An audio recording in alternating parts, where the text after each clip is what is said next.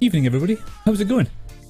This is another, week 2 of, I say week 2. I wasn't expecting to do it this week, but I got pressurised into Joe to make me. He made me do it. So yes, back again. We're having a wee blether tonight. This night is it's about whiskey again, but not cocktails. Last week we had Phil Gray from the Whiskey and Cigar Club on, and we chatted about all things whiskey-ish, but mostly cocktails. And the thing that we came away with, and my next guest, we can agree on. In fact, well, let's introduce my next guest. Here he is. It is Joe Strachan from the Whiskey and Cigar Club. He's the head honcho. Well, I say head honcho, but I think you're the founder. Is that correct, Joe? Oh, Evening, Bruce. Yep, I'll get your audio whacked up. Go for it. Evening, Bruce. One of the founders, I would say. One of the founders. So how many founders were there? As you take a spoof. There's about four or five of us that kind of originally started the club, probably back in 2015. And I think, as Phil alluded to last week, it came out of a barbecue one night here at the house where we thought it'd be really cool to try out some whiskey, wouldn't it? And from then it's kind of snowballed. Yeah, I mean, last week, as I say, just before coming to you, was that the thing that really I got from last week, apart from the whiskey, and I've actually since made that cocktail, and I'm keen to get a couple more cocktails under my belt, was Phil's method of shaking a cocktail. It was a little bit, it was eye-catching, memorable. People were saying that it was the only thing they actually recalled from the night. But there was a bit of this kind of action going on, and eyes straight into. He just looks straight into your soul. There's no doubt about it. It was kind of off-putting. I was like, and he was like, you could just imagine, count to 20. Yeah, it was wait till it freezes. Wait till it freezes. That's right.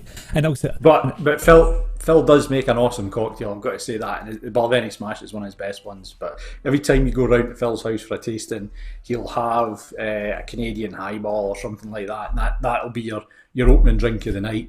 Well, I was just saying, one of the guys has just come up and said that he loves an old-fashioned old-fashioned. He loves an old-fashioned. Now, that's something I think I've had it once, actually, and I've asked the guys for the recipe, and they've sent it across to me, so that's maybe something I'll make later on.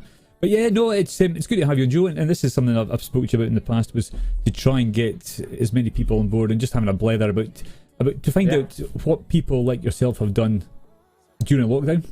And as I say, you started off with your whiskey club. Was it a whiskey club? And where did the cigars come into it? How did that start off? Well, I think at this barbecue that Phil and I it was at the house here, just sitting outside there with our wives, and I had mentioned to Phil I quite fancy trying a cigar one night. Phil took along cigars at our next barbecue, which was a much bigger audience, and that was kind of like my first introduction to a cigar, courtesy of Phil. Mm-hmm. Then we started. Phil said, "I fancy having a whiskey." Back then, Cask had just opened in Aberdeen. Oh yes. And our pal Ali Mathers was the whiskey ambassador there. So it was kind of fortuitous that we could go down to their Monday night whiskey club that they had first Monday every month, and we would go down there and we would have, learn about whiskey. And it was only after a while of attending these and going along to the whiskey tasting with Ali at Cask that we actually started picking up the vocabulary to describe whiskey and be able to overcome it and not just go, this smells like whiskey or this tastes like whiskey. Or wet tires. And that was that. I think somebody mentioned it once. But no, I think a burnt clutch, one of them. Burnt clutch. Is that something you hear often for describing the notes of a whiskey? Well, we actually, the Scottish Malt Whisky Society uses fairly kind of airy-fairy descriptors of whiskey, and they posted one this week, and it's I can't remember actually what distillery it's from. I think it's Altavane on the west coast, and it's a peated whiskey, but I think one of the descriptors on it was like, and the guys will be able to type it up and put it on there, it was like petrol mixed with wet rice. it was just horrendous sounding, and I love a peated whiskey, but that one just pure put me off. I just didn't fancy that one. Was it served in a canister for petrol? Is that what they served it in? I think they would serve it in a toilet duck, and they'd use it to clean your toilet more like. with the sweepy neck. Absolutely. It's strange. I'm actually looking at somebody saying here, Kev Mitchell has come in and says, look at all that whiskey, and we'll give you a fair. Yeah, look, is that just empty bottles with like different coloured strings of tea, or is that actually? So I've went round the skips and picked out bottles of whiskey from my neighbours actually, and that's what. No, sadly, these are all in a state of being full to empty, and I think there's some of the ones along here are actually the club's tasting bottles for next week. So, yes, these ones. Did you just point to these ones here? Yeah. So these ones here. That's the Glenallachie range that will be the core range that we'll be tasting as part of our online tasting next week. And this is something that I've been aware of for the last few years, because I've seen Phil, who was on last week, Phil's posts that he posts up, and he has a group of people around, and they're sharing their whiskey, and obviously that came born of that. So you decided to come around and we'll have a whiskey and share. Aye. And Phil mentioned last week that you don't actually know what each person's bringing. Is that right? Yeah. So we started off doing the tastings where you brought along a bottle and you stood up and you actually spoke about what the bottle was, what the distillery was, where it came from, and a bit of the provenance around the actual spirit itself. But one night at Phil's, there was the tactical voting incident where I was voted down a mark by one of the guys in the club and ended up losing that night, winning the golden bottle, the Macallan #2 trophy. And at that point, I was like, right, we can't have tactical voting just so Joe loses every night, because I think I lost the first 2 or 3 in a row. Right, got you.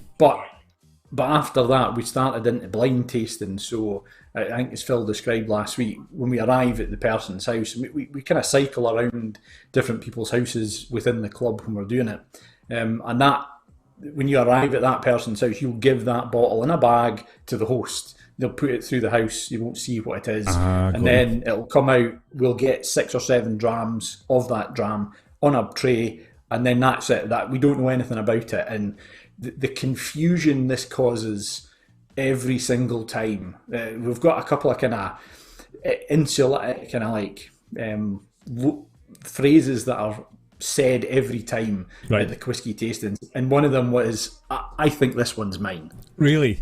Really? And you'll say it, if there are 6 bottles there, you'll say it 6 times, because you'll be convinced, yep, I know this one's mine. This is my dram. It never is. I'm going to stop you there. James Leask has just posted, I can hear the pain in Joe's voice about the tactical voting. It's still, now that I've mentioned it, I'm going to be writing it in my diary tonight, and I won't sleep. That'll be me. Is that right? So I take it now the tactical voting, does it still play a part a little bit? Less so, because it is blind tasting, and I think some of us have got styles of whiskey that we bring. Phil was notorious for a while with taking light whiskey. I tend to take a peated whiskey along, but the tactical votings went out with it, and it is a more honest assessment of the quality of the drama on the night. And there's been times where we've had 6 just really nice drams, and it's been a matter of kind of just 1 or 2 points between them. But thankfully, the tactical voting and my sleepless nights over the betrayal has it's finished. Thankfully, Phil says, I'll take that one off here. Tactical voting and tactical spews from Barry. So all right, okay. So I take it the nights can get a little bit messy as well. It tends to get messy when we're around at Phil's. Is that right? A couple of people spoke about that last week, that when you're around there, if your glass is half full, Phil thinks it's half empty. So he'll top you up or take you away through the back and try this one sort of thing. And Barry's very susceptible to going around the back Phil's with Phil. charm. Right, got you. Yeah. So there was, I think, the last time, or one of the last times we were there, we were either outside having a cigar, or we were back inside, and I think it was close to 1 o'clock in the morning. And everybody's like, where's Barry gone? there was Barry, and Angela, Barry's fiance, was sitting there laughing, and we were like, "Oh, he's in the toilet, isn't he?" Oh, really? And then he came out and he was like, "Yes, ready to go." he'd had a tactical. Is that what he'd had? He'd had a tactical chunder. Tactical, and was second wind at that point. He was life and soul back to being normal Barry again. Good old Barry. So I take it like me. I had no interest in whiskey until about two or 3 years ago. And were you about the same kind of thing at that point before Cask opened, or why did you get that interest into whiskey? Where did that come from? It's probably for me personally, it was probably connected to my dad. My dad always drank whiskey. He wasn't a massive single malt fan. He was a blended drinker, and he would always have a grouse, a Bell's, a Stuart's Cream of the Barley, a Teacher's. That was what was always there. And I can remember going into the larder at home and top shelf, and there would be bottle after bottle of that doesn't sound particularly good for my dad, but bottle after bottle of blended malt up there.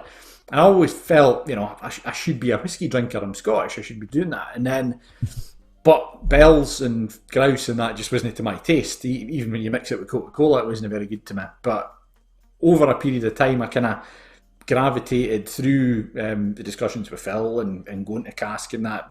You totally learn how to appreciate whiskey rather than just, my dad always said it would be a nip or a double of Grouse and the same again of water. That was what he drank. And that's the thing, that's what I've seen. I've seen in the last couple of years, some of the places I've been in, the older guys will have a Grouse, and it's, that Grouse, and just top it right to the top. The short glasses, just top it with water all the way up. And I kind of think, going, all right, okay, I kind of get it, because they can sit and sip it for a while. But at the same time now, and it's only now that, having drank craft beer, and I've kind of stopped drinking craft beer because it did actually put on a lot of weight. And since stopping drinking beer, I'm starting to lose the weight, which is brilliant. However, I'm finding whiskies and I'm finding different flavours, and I'm still not getting these notes. And that's something that we'll cover shortly. And we can talk about the notes and stuff. But yeah, so from that kind of got your. Where did the love come from for whiskey? And you, as you said, you saw your dad and all these bottles and stuff. How old were you when you had your first nip? Do you remember? Oh, gee. Yes. Your mum and dad's not watching. It's fine. And I am from Fraser, so yeah. So I think probably my first nip was probably when I was very young. And I used to, there's a story my mum tells my brothers and that, is when we had to go out and give my dad, when he cut the grass at the house back in Fraser, he'd have to take out a gin and tonic with him. Oh, really? It was a glass like that. It was in a highball glass. You can see it. There you go. There you go. Yeah. It was a highball glass, and it probably got to him about that, with that amount of liquid in it. Me or my brothers, whoever it was taken out to him, we'd have because gin and tonic, lovely. So probably in my first nip of whiskey, very, very young, scooping it out of my dad's glass. But first proper whiskey, 5-6 years ago, probably really started. Okay. Yep. Change. So basically, it's I suppose it's like anything. It's going to sound bad. The more you do something, the better you become at it, which is true. But it's almost like the more you drink, the better you become at noticing difference. And I suppose that's probably true with everything. I think for me with whiskey is, and it's. I remember tasting the first whiskey. In fact, I was I had a toothache, and I was about 22, 23, and for some reason I'd won a bottle of Bell's in a raffle, and I used it to dull the pain. I would actually swig it, swirl it, and spit it out. That was what I used. Did you take out the cork with your teeth and then knock it back? That's probably what hurt my tooth in the first place, But it's really fascinating. And in all honesty, 5 to 6 years, you didn't have all those bottles, did you? You didn't have all these bottles in the background. So in the 5 to 6 years, you've stocked up. You've got fantastic knowledge, and for me, coming along to something like the Whiskey Club, where it's now, I've never been to the actual physical ones. What made you decide then, at one point then, to go, right, let's take it to a bigger group of friends, or a bigger group of of a bigger audience, I suppose. What made that decision? What kind of drove you to that? Well, we've got 8 boys in the club, and that's a good number when you're going from house to house. Yep. And if you've got, I think the most we've ever had at a night's been 7, or probably 6 or 7. We haven't had the full house, and that's a good number to drink, or to take around that amount of drams. But when we got to the lockdown earlier on in the year, when that just kicked off, there was a guy from my work, there's a couple of boys in my work who are whiskey fans. Jeff, that comes along to the online tastings, he's the one with the whiskey library behind him, and another guy called Dave. Yeah, another boy called Dave McBain. And not long into lockdown, Dave said to a few of us, who fancies a whiskey tasting?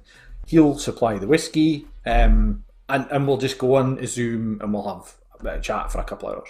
So I was like, great, brilliant. So he sent out sample bottles, and we put out our drams, and nowadays we glass vial things. He sent out his drams in actual sample bottles. So the only time I've ever seen a bottle like this was when I was given a sample, like that. Right, which was very worrying. He did assure us that he'd washed them all before after he'd used them. So we got the drinks, and I thought this was brilliant. It was a great laugh, and I suggested it to the boys in the club and said, right, this was really good. How could we do something like this? We've got Zoom. It kind of quickly snowballed into, actually we could do it for more than just the 8 of us. Yeah. And then through kind of thinking about it, we got involved with the Aberdeen Whisky Shop, contacted them, Nick at the Aberdeen Whisky Shop, who's been fantastic, really supportive and helpful. And he offered us... Other whisky shops are available, but however, the whisky shop, the Aberdeen Whisky Shop, is the one to go for. Exactly, yeah. So I won't plug them too many more times. No. But the Aberdeen Whisky Shop, Nick at aberdeenwhiskeyshop.com, he gave us a good discount on the drinks, and that allowed us to do the first one. And we sold out reasonable amount of time. We had, I think, 17 people on for the first one, and it was friends of the people in the whiskey club. And the next one, we thought, I think we could sell 40 tickets here. We could actually double the size of this. There was enough interest in people wanting to take part that we were able to go from 17, or effectively 1 bottle of whiskey, up to 40 and do 2 bottles of whiskey. And we've sold out every one that we've done. And I think we touched on, I think Phil and you touched on last week, where are the people buying the whiskey or joining in the tastings are, and it's all over the UK with people in France and Switzerland. So it's grown to one of these things that we started off as just, it would have been, Dave from my office doing it with 6 or 7 folk, us doing it to 17, up to 40, and it's such good fun. And I think probably it's important to point out, and the boys from the club will vouch on this, is that we are all amateurs. As much as we sit there and we can nose it and we can describe it to an extent, we're amateurs in this. We don't profess to be experts or anything like that. And I think it creates more fun when we're not trying to push anyone to buy particular whiskey or do something. We are just wanting to share it and have a laugh. And I think that's probably the most important thing for us, is we go on there with 40 people, and we've got now, I think there's about 80 people total have bought tickets over the piece. And it's like, we consider everyone, sounds a bit wanky to say it, but we consider everybody friends. And it's, we're around there having a drink together, and the more participation there is, the more conversation there is. And there's yourself, there's Jamesy, there's Kevin. The kind of 6 degrees of separation thing that, absolutely, Phil, and I know Kev, but Kevin, each other, and it's amazing how some of the wee links have worked like that. Oh, absolutely. I mean, I've known Phil for years, and obviously I've seen his social media posting all the stuff about the whiskey nights that he has, and then I got to know Kev, and then through Kev, I did the ice hockey quiz for you guys right back at the start of lockdown for the charity thing. Did that, and then now we're chatting together. And it's a strange thing, and it's funny because there's a couple of names on the on the Zoom chat, when you see people on the Zoom, you go, oh, I recognise that name. I recognise. So you get to recognise people's names, and next thing you added a couple of folk on Facebook because and I think the other Bucky Joe, I think it is.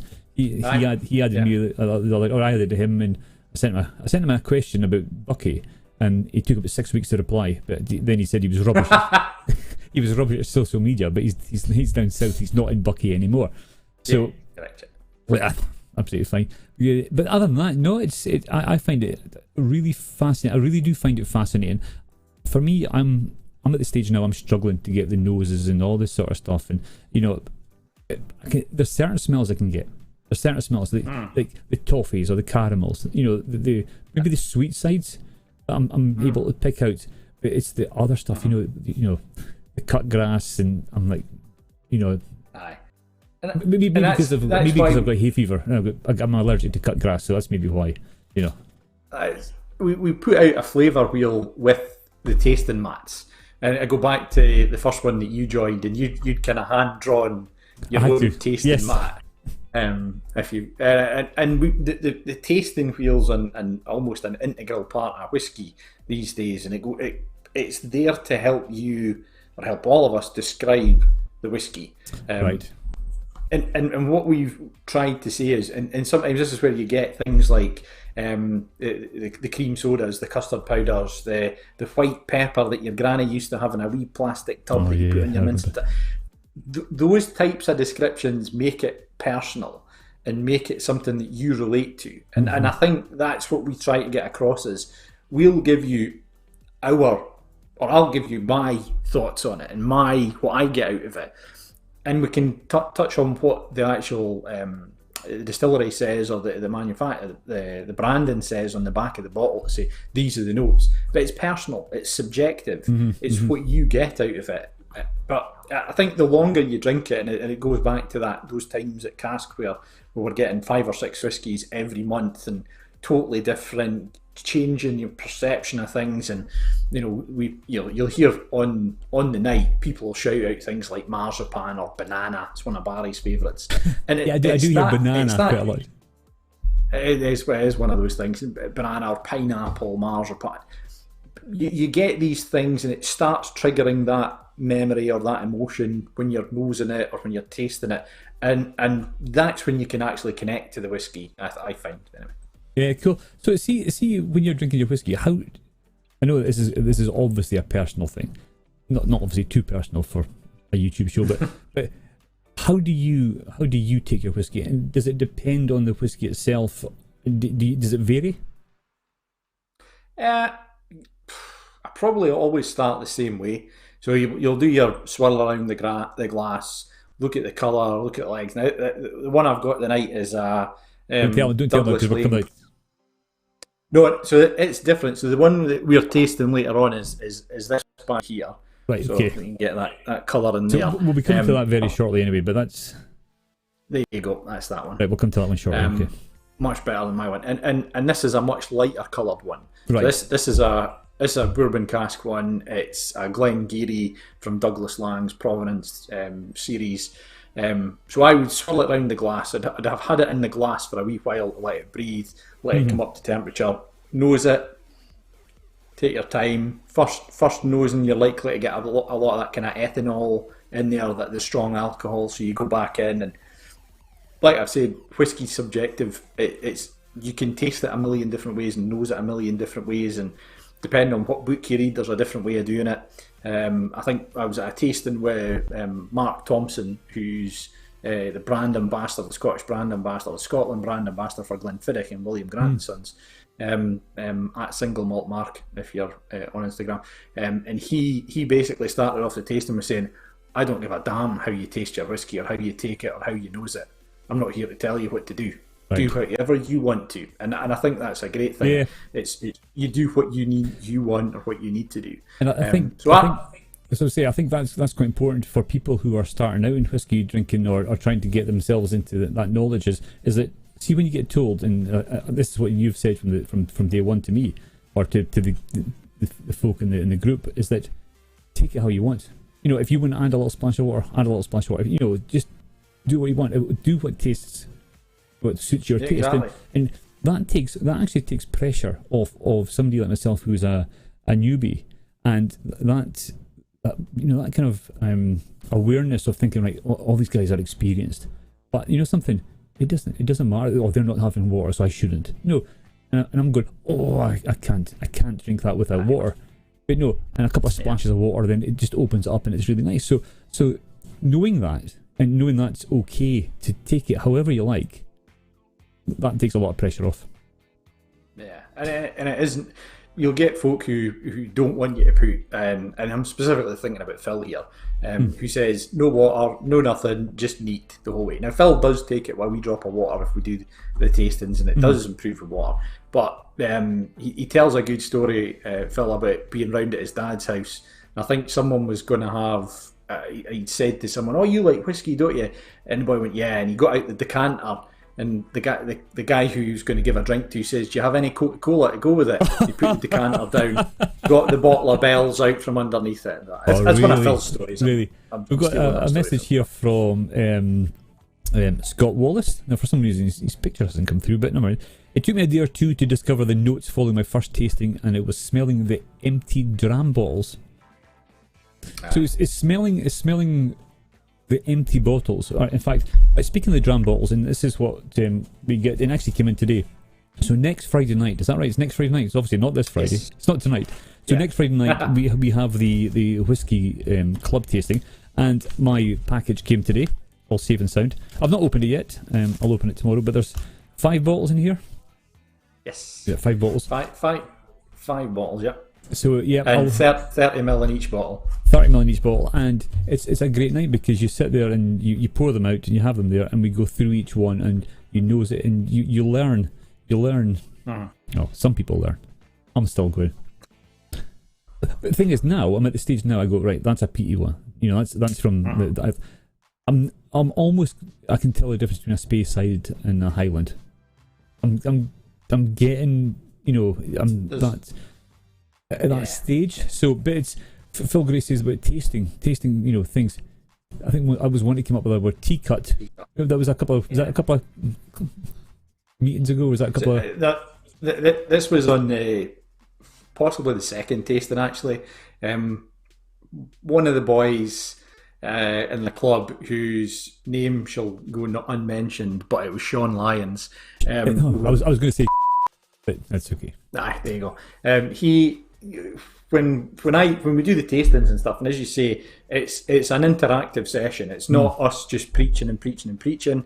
It's what do you get? What's your opinion on this? What do you think? And we ask those questions to get that engagement and get people talking and feeling comfortable with being able to discuss the whiskey. And it's great until someone shouts out something like tea cut as what they get from the smell of the whiskey, and there was no tea cut.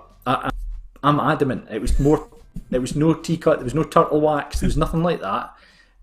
And yet, Sean is one of those guys that when he gets a bone, he's like a dog. He's not going to let it go. And it was just at least about a minute of me awkwardly trying to get him to shut up. Right. Putting him on mute. Him unmuting himself. Putting him on mute. And I just this cycle of just, Sean, shut up. And do you know what? It was funny. It was very amusing. Everyone laughed for the first 30 seconds, and then I felt exceptionally awkward. And I love Sean to bits, but Sean knows how much he winds me up with this type of thing. Yeah, so there's but it was. I think it's nice. I think it's nice, and I'm going to use the wrong word here. I was going to say outsider, but I don't feel like an outsider now.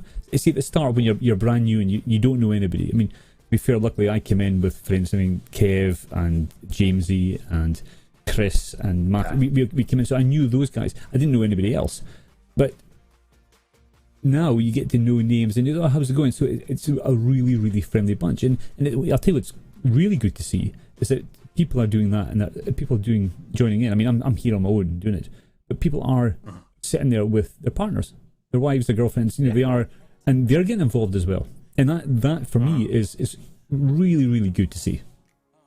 Yeah, definitely. And I think when you go back to that kind of start of lockdown phase where new things were being tried and we were doing this tastings and it was what can we do that's a little bit community based and brings people together and what we've found is we've got a core group now of people who come along to the tastings and all participate and take part.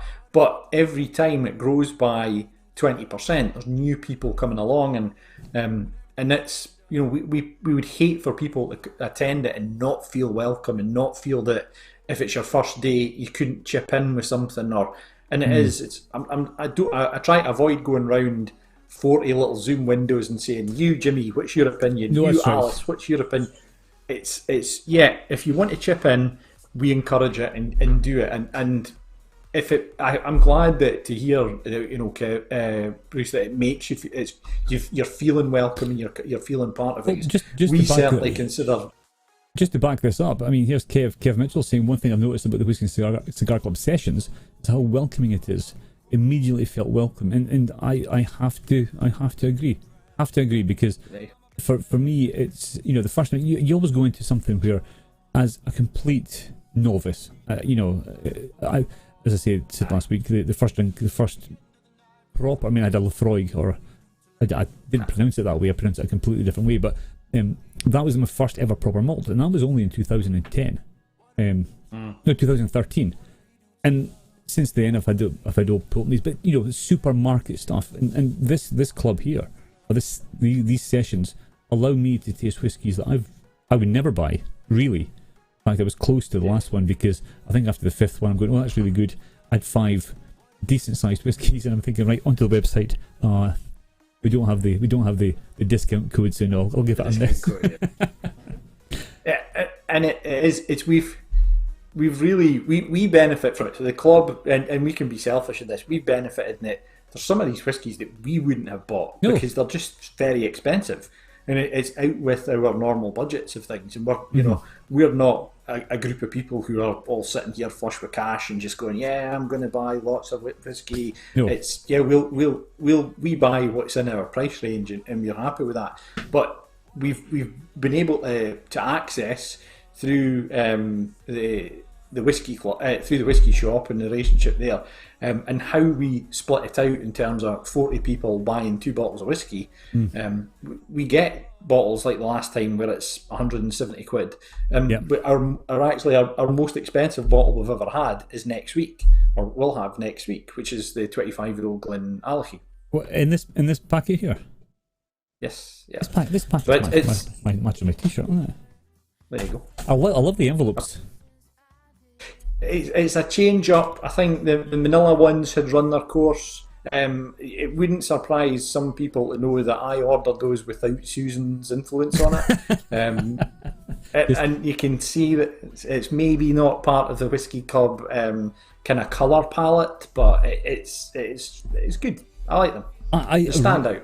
You know something? It came through the door, and I'm like, ooh. What's this? In fact, it came, the one that we're going to test in a few minutes, actually, that one there, it came through the red envelope. I'm going, oh, what have I ordered? Then I went, right, okay, because it wasn't what I was used to. I was used to the brown manila padded envelopes. Aye.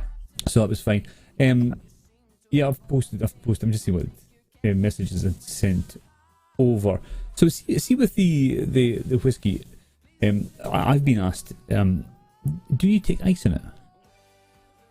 You can, and you'll see it more commonly with blended malts or blended drinks, blended whiskey that you'll have ice in it. But if you are going to have ice, you can get nowadays these moulds that create giant cubes or balls and stuff, and they're very large and fit in your glass. Now, you wouldn't have it in that in a Glencairn. You'd have it in a proper tumbler. And the reason you have a very large ice cube is because it doesn't melt so quickly and dilute your whiskey. Right, okay, okay. So when you watch these American TV shows or films and that, and they've got a tumbler that's full of ice and they pour in whiskey, within about 30, 40 seconds, that whiskey started to be diluted by that, and it's like, yeah, you're not tasting anything. It goes back to that half whiskey, half water thing. Yes, I mean, I remember the first time I ever saw it, and it was a good few years ago, maybe can't remember. It was the Glenfiddich had a kind of brass or copper press, and you put a square ice cube in it, and it melted it down, and you were left with this perfect sphere. That was, and of course you can buy the molds now, but ice is something that's let me see, my message hasn't come up, but no, I've noticed that with the ice cubes, that if people make ice cubes here, they're not as clear as what you would like, and I think, is there a tip to that? If you boil the water first, right, it gets rid of impurities in the water. That will lead to a clear ice cube. So if you want to look your Hollywood looking big, or your Instagram photograph, big glass clear ice cube whiskey on top of it, you need to use boiled water, not boiling water. I wouldn't suggest putting that in your ice cube tray, but boiled water. It's funny, it's kept coming up. It's a Macallan press. It's impressive. Oh, it's okay. I've got a daughter who's just appeared. In fact, I'm just going to mute. She had to fart. Honestly.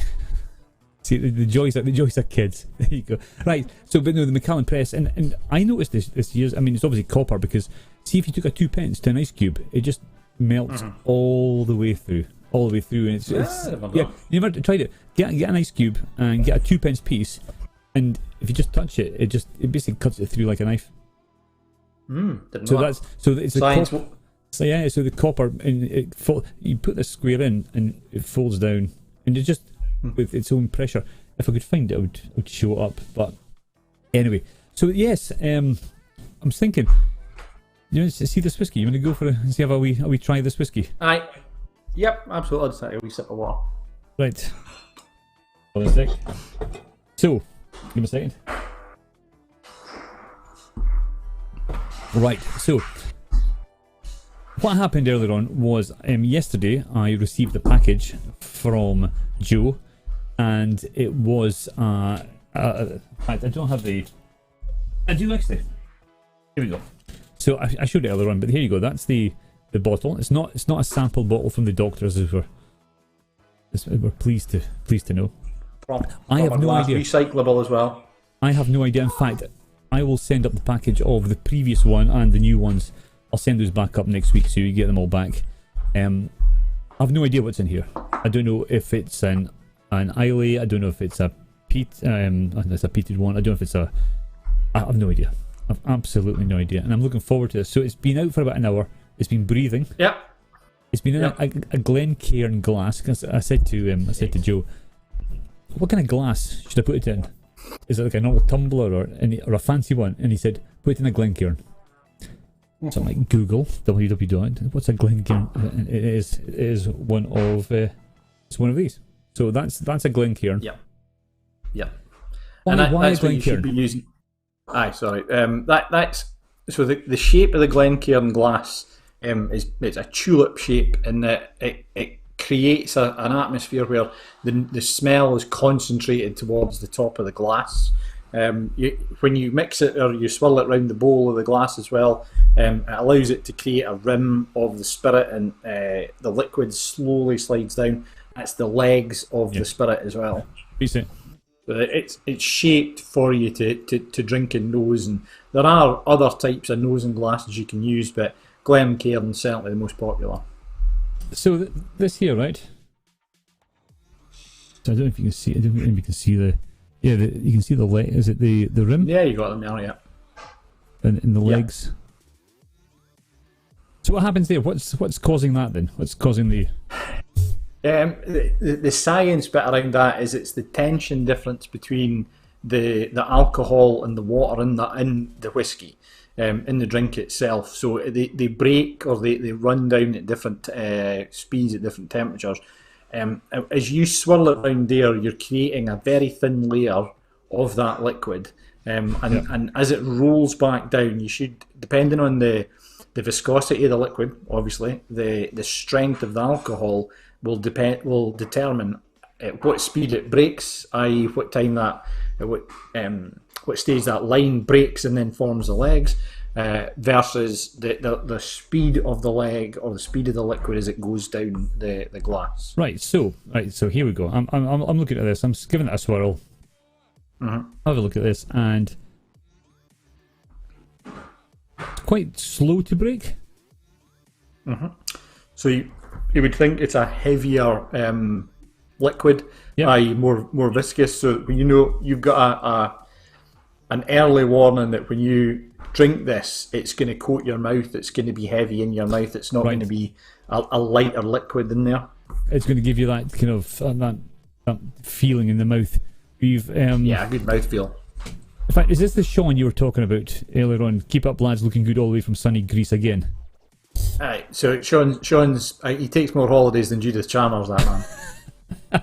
And for the young ones, Judith Chalmers used to host a holiday program, right? That's, just in case you have no idea who in fact, she's still. Oh, is Judith Chalmers still alive? Hopefully. I mean, if we've got to protect Judith from the corona at all costs. We do. If somebody can message in and say, ask us if Judith is still alright. Somebody check our Wikipedia page. Yeah, quickly, right? And Bon has come in and saying you're in for a real treat with this one, Bruce. So yes. Right, so the boys in the club all know what we're drinking tonight, and I think most of them, apart from Barry, have this in their hand just now, so they'll all be tasting along with us. So would you say this is a must-have is to have a bottle in the house? This one, yeah. Right, okay. It's probably in most of our the last in-person tasting we had, this was the top scoring dram of the night. We've probably all got at least one bottle of this in the house. It's just a top-notch dram. Really. Still alive. So Susan's saying Judith Chalmers still alive. James Lee says Rudith still kicking it. Oh, then he's quickly changed it to Judith. It's still kicking it. Judith. So we'll go with Rudith. I was thinking Judith Chalmers. Isn't it Rudith Chalmers? Maybe it's like her gangster name or something like that. That's right. Right. So Judith is still on the go. She's probably. That's good to hear. I'm happy. We're pleased about that. We'll raise a we slange to Judith Chalmers. In fact, that'll be the heading for when the video goes up, and I'll put a new tag on it and saying basically is cheers slange Judith. That's what we'll have. Slange Judith. Yeah, absolutely. So what happens, right? So you do that. Yep. Then you're on to the nose at that point. So you've looked at the colour now. The colour there actually, it's probably worth spending a second on the colour because it's a proper deep mahogany colour. Yep. Really, just a beautiful colour there. Now it's not gold. You're at a stage much deeper in gold for something like that. So you can take it that this is from a sherry cask. It's spent a lot of its time in a sherry cask. Right. Okay. And you can tell that by just looking at it. On most occasions you can, sometimes you don't. Because we've had one a few tastings ago that had spent a lot of time in a sherry cask, but it was a refill sherry cask, so a lot of the flavour had already come out, or a lot of the colouring had come out of the cask by the point that this whiskey had went into it. So it didn't have that dark colour, but generally if you see something that looks like, yesterday's tea, it's something that will be a sherry cask based dram. But you can see in that shot there, you can see the legs coming down. You can see how it looks thick. It looks right. Okay, so nosing. What did I do here? What's the thing? So the nosing. I mean, again, there's loads of schools of thought about it. First one, you're generally going to get an ethanol, as I said. It's going to be that alcohol thing. Ride that out. Take it away from take the glass away from your nose. Have a couple of breaths, and then go back in. And it's you're almost. You've got 5 flavours you can get in your mouth in terms of the sweet, sour, salty, savoury. But in your nose, you've got something like 50 to 100 million olfactory sensors that can pick up all different flavour compounds, and that's the bit where you've got to spend a bit of time just nosing in there and seeing what you get from it. And I think this is a dram that you'll hopefully be able to identify a couple of things on the nose, because they really do just reach out and punch you. And good luck with that. I'm setting myself up for a fall here.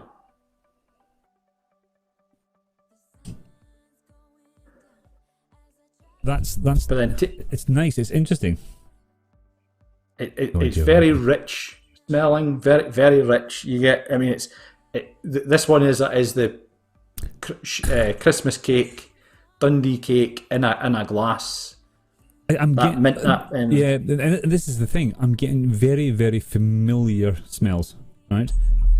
What they are, I have no idea, but it smells that I recognise from being a child. It smells I recognise growing up. It smells that, it's. So it's definitely got the kind of overwhelming notes on this are all sherry notes, and it's a very heavily sherry dram. It's in the style of a Macallan, it's from an Oloroso cask. So there's two primary types of sherry cask you'll get, which are PX cask, Pedro Jimenez, and an Oloroso, and this is from the Oloroso. PX cask will give you something that's a wee bit sweeter. Oloroso gives you something that's a bit richer and a bit more dense in terms of the flavour, and this one has that, and you hopefully get some kind of citrusy notes, a bit of orange in there as well, orange peely type stuff. Yeah, no, I can get. See, folk are watching this and saying, "Bruce, you're such an absolute."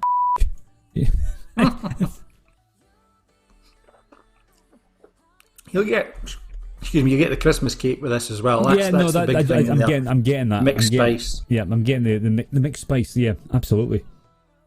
That was the first. I'm looking at the smells now, and the first smell I get, I recognise when you just said the mixed spice. That's absolutely the mixed spice. There's a. That's in there. Bit of cardamom in there as well. No, there's no cinnamon, is there? No. Yeah, well, I mean that'll be part of your mixed spice mix there, along with cardamom that I just mentioned. I'm getting good at this. You get your nutmeg and your clove as well. All of those kind of cloves. I love a clove. Traditional allspice, mixed spice at the background there. The sherry influence really strong in there, giving you a really rich nose. Citrusy. Do you get a little bit of chocolate, maybe dark chocolate, coffee, touch of tobacco, maybe as well? My mic was down. See, the thing is with chocolate. I mean, you're scooping yours back. I haven't even tasted it yet. Not like a Galaxy chocolate or a Bounty or, right. or one of these like things. with the rich dark chocolates. Yes, proper high levels of cacao, Old Spice. Mixed spice, not Old Spice. So cheers, James. James is actually disappointingly not coming along to the Glenallachie one. He's got to make some excuses for that. Who is there? It's funny actually. Chris, one of my friends, Chris said, "So who's all going to the whiskey night apart from Bruce?" It's like if anybody else isn't going, I'm not going. It's like, oh, all right then. All right. But no, it's funny. See, having gone back to it for the third time. I'm smelling Christmas cake sitting on a tray. Yeah, no, I get the Christmas cake. Absolutely, that fruit cake, top tier, the wedding cake bit. That reason you got like a little bit of almond in there as well, but like a marzipan-y almond. That's your Christmas cake, wedding cakey type thing. That's typical, very sherry oriented smells that you're getting there, and those are traditional ones that you get. And that's something I've never drunk actually. And this is probably why, is because I've never drunk sherry. I've never drunk my great aunt's bottle of sherry that she had hidden away. Maybe I should just buy a bottle of sherry just to get it. But yeah, no, that's fine. So I've smelt it. I've got some. I get the Christmas stuff. I get the mixed spice. I get all that. So tasting. How do we taste back to it? So to taste it, me personally is a little sip in first, and then to swirl it around your mouth and get that coat the whole of your palate, your tongue, everything in there. Let it go for a minute, and then swallow it back down, and take your time though with it. This one's, I think it's 46 or 48%. 46% alcohol, so it's above that 40% threshold. 46 is where you are going to get more flavour from the alcohol coming into the dram itself. So it's at a really good level for actually giving you or presenting to you a lot of the kind of the flavours that you wouldn't get, not necessarily get at the 40%. And this one is one with, you know, on that first, you know, your nosing and stuff, and your first taste, it's one that's got a story to tell. It's probably got a couple of secrets in its closet, and it's as you taste it, you'll really get that development of the flavour in there. And Sure. two or three nips or 2 or 3 wee sips, go back to nosing it, and then go back again to the tasting it as well. Good. Paul from Love Audio Production. Paul I got to know from doing an online video streaming thing. This is where this all kind of came from, was that I decided to get into, I wanted to learn more about streaming live, and Lida, which was live every day in August, and they do one in April, so it's, you know, you don't have Lido, which is live every day in October. It doesn't work. So Lida, and that's the thing. So I met Paul through that. And Paul has his own business called Love Audio Production, does voiceover work, all that sort of stuff, and he's absolutely fantastic. He says that sherry is nectar. There you go. As I say, I've never tried a sherry, and I'll need to. I'll buy a bottle tomorrow. Anyway, so I'm going to give us a taste and see how we get on with this. Fine.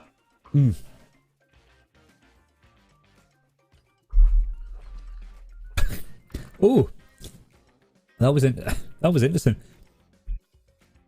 There was a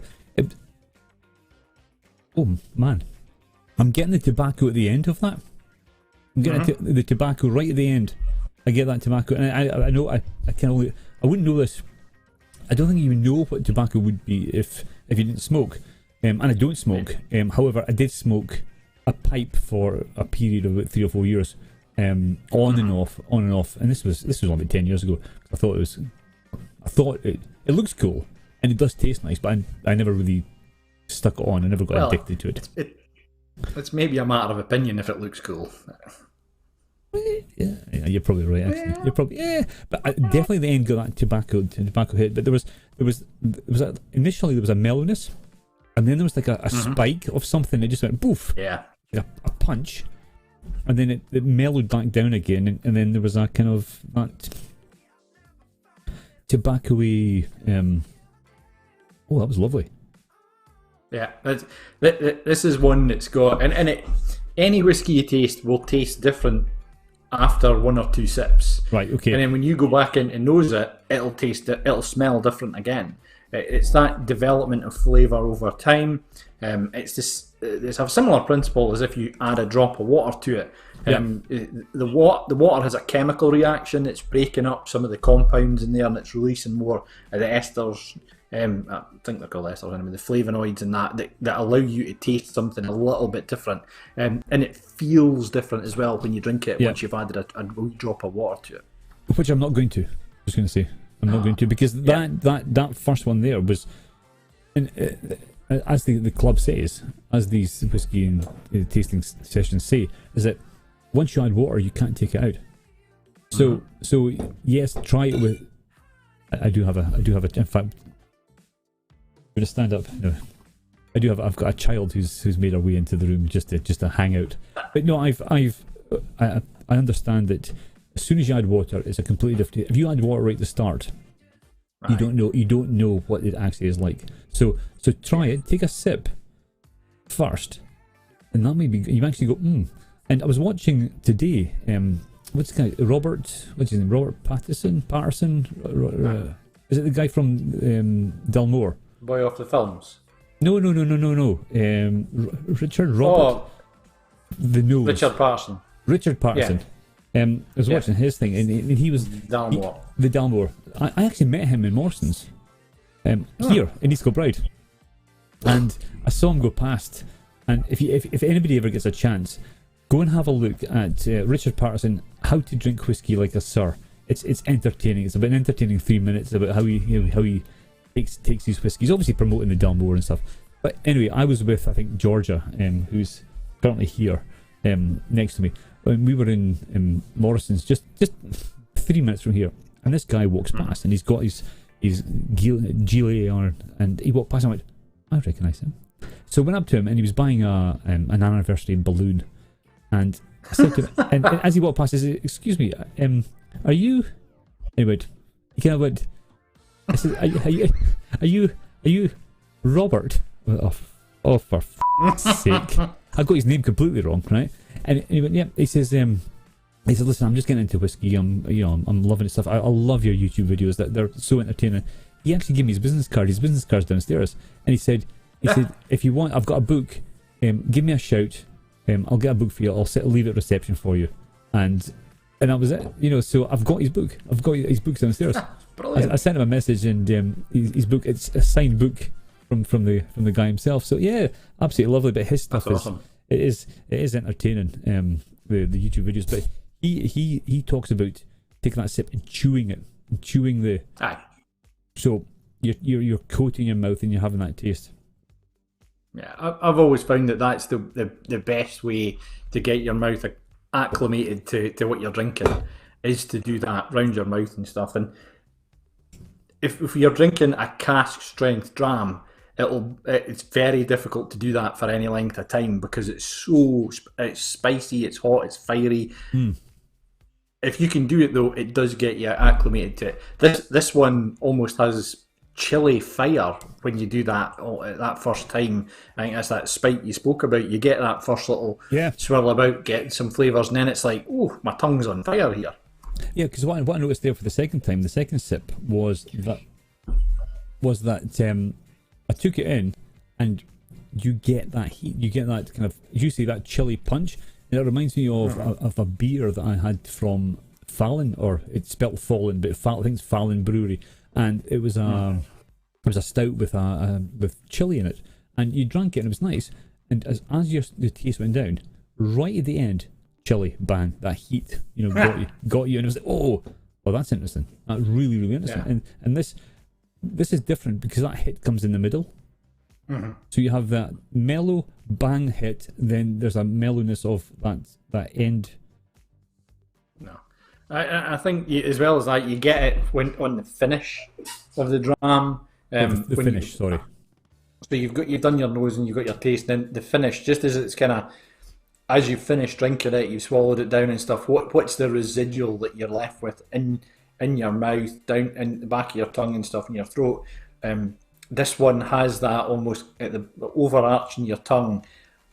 You finish drinking it, and then it goes just that last right on you as well. You can feel it on the tongue. The tongue's like, I just got to sit there and actually properly went round, and it's not nippy, but it's not really that warmth. And in fact, I'm honestly look.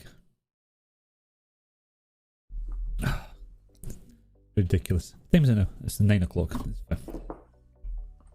She'll be in her bed. I don't know what any of the other boys in the club or anyone that's got the drink and stuff just now. So I'll happily tell you what it is, or tell you what score would you give this? I would give this. I would rate this highly. I would say that this is a bottle of something that I would buy. I would have this. It makes me. I mean, I've got right next to me. I've got an Aberlour 12. Which is nice. It's I think. Why did I buy that? I don't know why I bought it. I bought it anyway. So this one here, I would give it a. Is it single figures, or you let it go point somethings? You let me do that? Oh, you can go. You got your points, yeah. Absolutely. You got your points. I'd probably go. I'd give it like a 9.2. I'll give it low nines. Not it's not a. It's a great drink. It's not a 10. But yeah, it's up there, 9.3 maybe. What the difference between 9.2 and 9.3 is? It's so the way it was described in our WhatsApp group today was it's a middle or like a medium type cost, but or a medium shelf cost, but a top shelf flavour. Yeah, no, I agree with that. And this is one that did, like I said, it won the last tasting that we did in person. It's a distillery that a couple of us have been to on a tour as well. This is the Glendronach Allardyce, the 18-year-old. Glendronach Allardyce 18-year-old. Let's see if I can find that on Glen. So Allardyce being James Allardyce, who 18. was the farmer that owned the Glendronach, or the land around Glendronach, many, many years ago when it was first started up. So is it the Glendronach 18-year-old? Yep, I see that just now. There we go. See now. See if I've got access. See if I can actually do this and share my screen. Let's see if that works.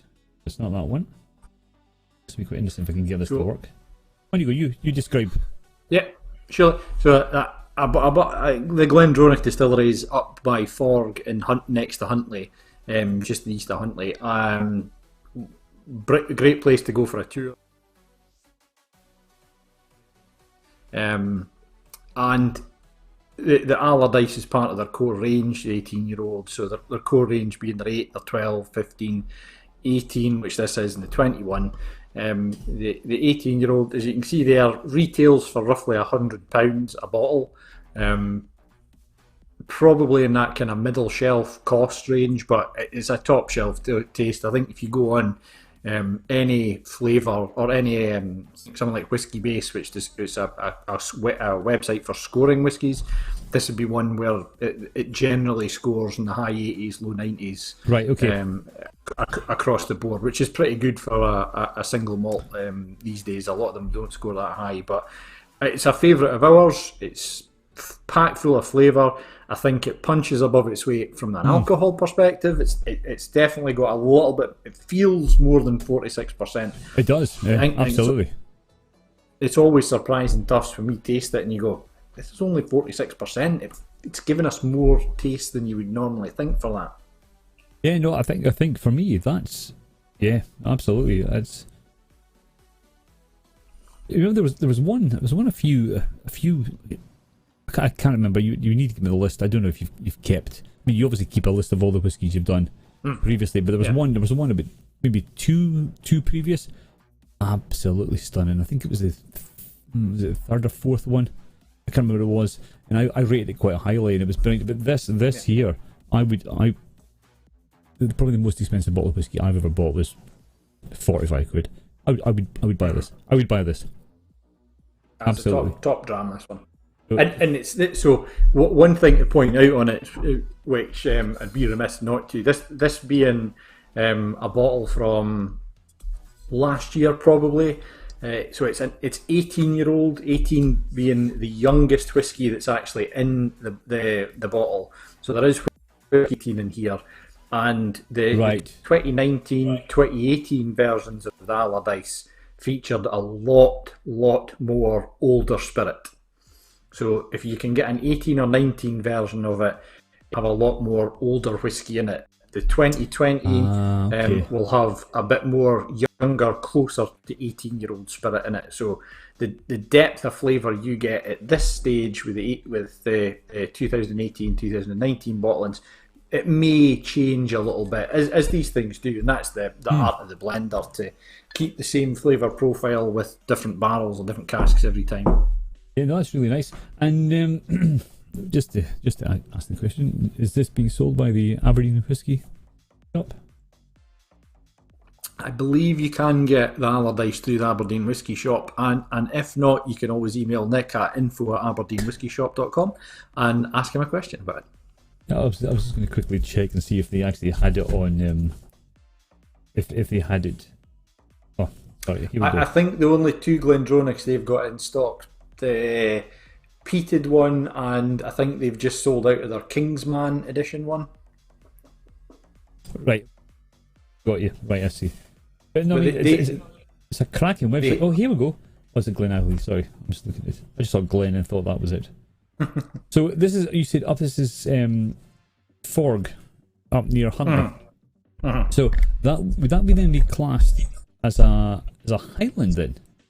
Yes. I've just learned that in fact I'm going to share this picture with everybody, you can see it here. I didn't realise, so obviously Speyside, islands, sorry, look at islands here, is that obviously that's your islands, that's fine. Campbellton is a specific Is that not the bit that's shaped like a penis? Is that the bit that's? I mean, beauty's in the eye of the beholder, Bruce. Well, but yeah. we do have a Campbellton tasting coming up at the beginning of next year.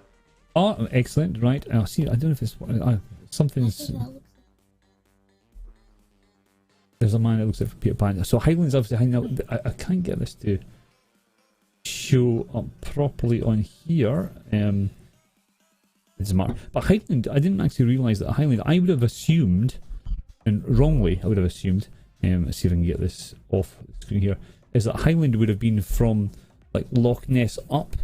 I didn't realise it came right down along Perthshire and back up the coast up to Fraserburgh. I think you've got that kind of delineation between the different whisky regions in Scotland, and part of that I think we touched on at our last tasting is a little bit to do with Scottish Whisky Association and Diageo's influence on that, and how they want to brand and market different whiskies from different areas. And for anything that's Speyside is the Spey River drainage, and it used to be typically classed between, I think it was Inverness over here and basically almost Huntly basically on the east side of things, but it changed a wee bit, slightly moved. That's why something like a Tomatin, which was considered Speyside at one point, is now Highland, and something like a Glendronach, which would have been possibly in the past considered as a Speyside, is now considered as a Highland. Ah, right, okay.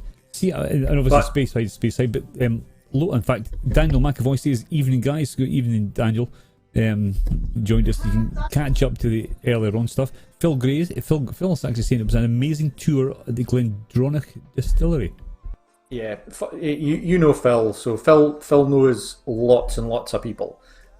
He's one of those guys that if you dropped him in the middle of a crowd, he'll bump into somebody he knows. Oh, absolutely, and absolutely. While we were at Glendronach, he's sitting there, and there's me, Bucky, Joe, and Phil, and Phil, we're 2 minutes in, and he's chatting away to these people across the table, and I think he fell asleep at some point on the guy's floor. Really? It was. You're sitting here going, how do you do this, Phil? I actually think that the Glendronach, I think I've been there, and the reason I say this is that a friend of mine, Tim, he's not watching tonight, but he I'm going to go to the website. The reason he's from America. He lives in Prague just now, and he wanted to go to the distillery for a tour. And the only time I had was a Sunday, and we went up to somewhere near Huntly, and it was a distillery that I've never heard of. And we got the tour we got taken on was myself. I was driving. Tim, who's American, he wasn't, and another couple. And it was a really, really fascinating tour. I think it was Glendronach. Right, and I got a wee draft to take home. But he actually bought from something from the cask, where you get to pour it from the cask. That's sitting there. Glendronach's got that. What do you call it? The brewers. Oh, not the brewer. Sorry, the distillers. Distilleries. Yeah. The distiller's choice or whatever it was, and you could pour it and you bottle it yourself. So he bought that, being American, obviously. Brilliant. And so that's where that was from. Oh, amazing! Actually, and again, that shows you how things are all connected. Is that the only distillery tour I've been on was the distillery that you've actually sent a whiskey down from. There you go. Brilliant, eh? Amazing. But yeah, no, it's here we go. Daniel McAvoy says Glendronach is the whiskey that got me into. Is the whiskey that got me into whiskey. I did say it right. Yeah, it's funny. It's I think Daniel, you commented on something one of my Instagrams where I'd actually bought a bottle of Japanese whiskey, and I think there's in fact there's a question I've got for you very shortly, actually, because won't be on for much longer. Actually, I'm not going to hold on much more of your time. You're all right. But the thing was, I was recommended, was it the Nika whiskey, or Nika from the barrel, and I really enjoyed it, but didn't expect it when it came. It was the same size as a bottle of like Coke, because it was a 500ml bottle. And of course, you get it and you go, oh right, is that? And of course, you would just drink a whole bottle of Coke within 5 minutes. Yeah. the 50 centilitre or 500 ml bottle is becoming more and more common, and I think there's obvious reasons to do it. You get more spirit out there. You can put more bottles out, less volume but more bottles, or the same volume but more bottles, so more people can buy it. And it also allows you to charge a slight premium on things as well. And you'll find that anyone who's marketing a 50 cl bottle it'll be more expensive. It tends to be. Yeah, absolutely. Yeah, I think I paid £37 off at Amazon for it, and obviously got it, and because it was recommended to me, and I thought, I'll give it a try. I really enjoyed it. I think it was 46% or something, or something around about, off the top of my head. I can't remember. But yeah, no, it was lovely. But we've had it at one of our tastings before, actually. That one. Oh, have you? We did an international night, and that was one of the ones that I think it was Ricky that brought along, or my cousin David brought that one along. So outside Scotland, would Japan be the second? In my head, it sounds like it.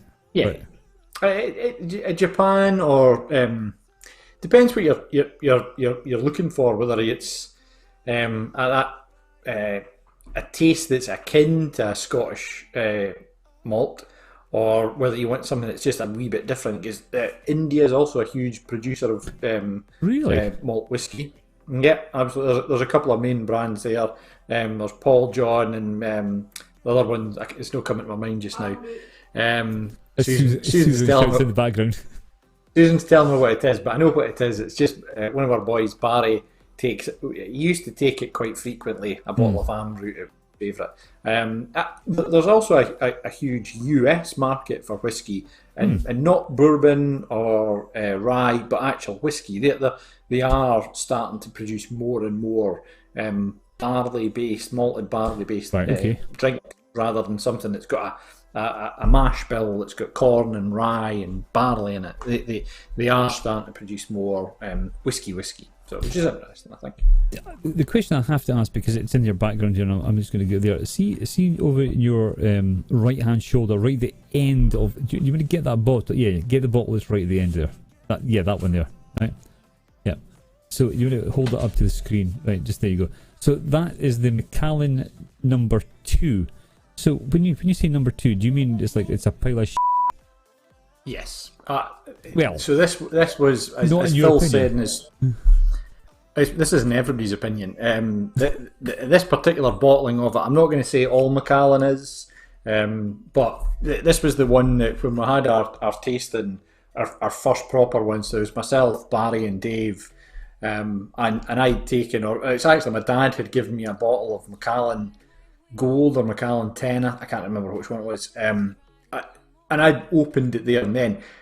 The bottle was at least 10 years old itself. It's probably one that if I'd kept and hung on to it, it would probably be worth a fair bit of money now. But when we opened it, it had a little bit of a funky smell to it. And sometimes you get sherry whiskey which has got a bit of a fustiness to it, but a little bit of a pong. This one was just absolutely bogging, and I had kind of bigged it up and went, Macallan, the boy. That's right. And it turned out it was absolutely useless. Oh really? It was unfortunate, but it was the start of the tradition of the worst whiskey of the night was the one who won the trophy, and so every tasting since then somebody's won this, and I think Phil or Barry pointed out last week that I have won it the most. That's exactly what I was going to go with. Is it the first one where it comes to the fact that that's the bottle, that was the most shittest one that there is. I don't know. Did you spray paint it gold, or is that what you've done? What, this? Yes. Well, this was courtesy of Susan. Susan spray painted the bottle, designed the label. Because obviously, Macallan don't release a bottle that says number 2 on it. No, that's right. No. But she designed that, and we got it put on a wee plinth as well. Nice, so it's nice. It's almost a real trophy there. So with that, this is my point. Is that you want it there, and you still have it in your hands now, all these years later. Actually, Barry should have it at the moment. He won it at the last one, but every time he's been to pick up whiskey or visited during lockdown or subsequent to lockdown, I keep forgetting to give it to him. I've won it the most by dint of attending the most tastings. Well, that makes sense. I like to blame that. If you it's like Trump. If we stopped testing, nobody would be would have coronavirus. Nobody's got it. If I stopped attending, I would stop winning it. That's a fair point. Jamesy has just said that was like the Rioja aged whiskey from a couple months back. Wet, rubber, smoke, and damp. Dry book, in fact. Dry book. Oh no. Dry book. Yeah, that's it. That's it. There. Yeah. So yeah. I prefer the first one actually. The high pitched one was the one that did it. Dry book. That one. That's it. Yeah, that one. Yeah. But yeah, no, it's yeah. So I remember that. I remember when he came up. In fact, there was one occasion, and I'm probably breaking all codes here. Is that so? We've got this wee chat going, and we say, and we'll comment personally between myself, Jamesy, that just say, listen, I'll give it a we'll message each other. And I think somebody posted something, and I lost it because it was somebody posted a comment. It just made me laugh, and I had to leave the room. I had to leave the room. And but the thing is, what's for me, what's good is that everybody's part of.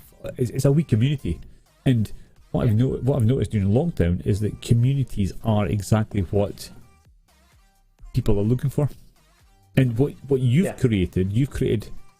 A small community within a bigger community, and you're pulling in people, as you say, from Aberdeen. I'm now in East Kilbride. You've got people.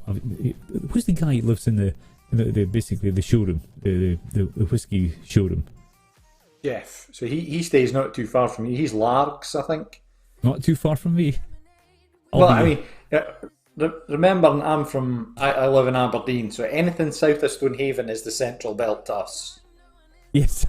Well, it's funny. Before I moved down here, you got to after Stirling was Stirling, and anything after Stirling was Ouija land. So Cumbernauld. When you're driving down in the olden days, and you get to Cumbernauld, you get to that part in Cumbernauld. Just there, you're in Glasgow now.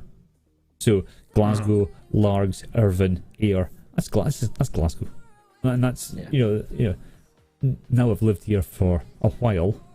It's not the case. However, yes,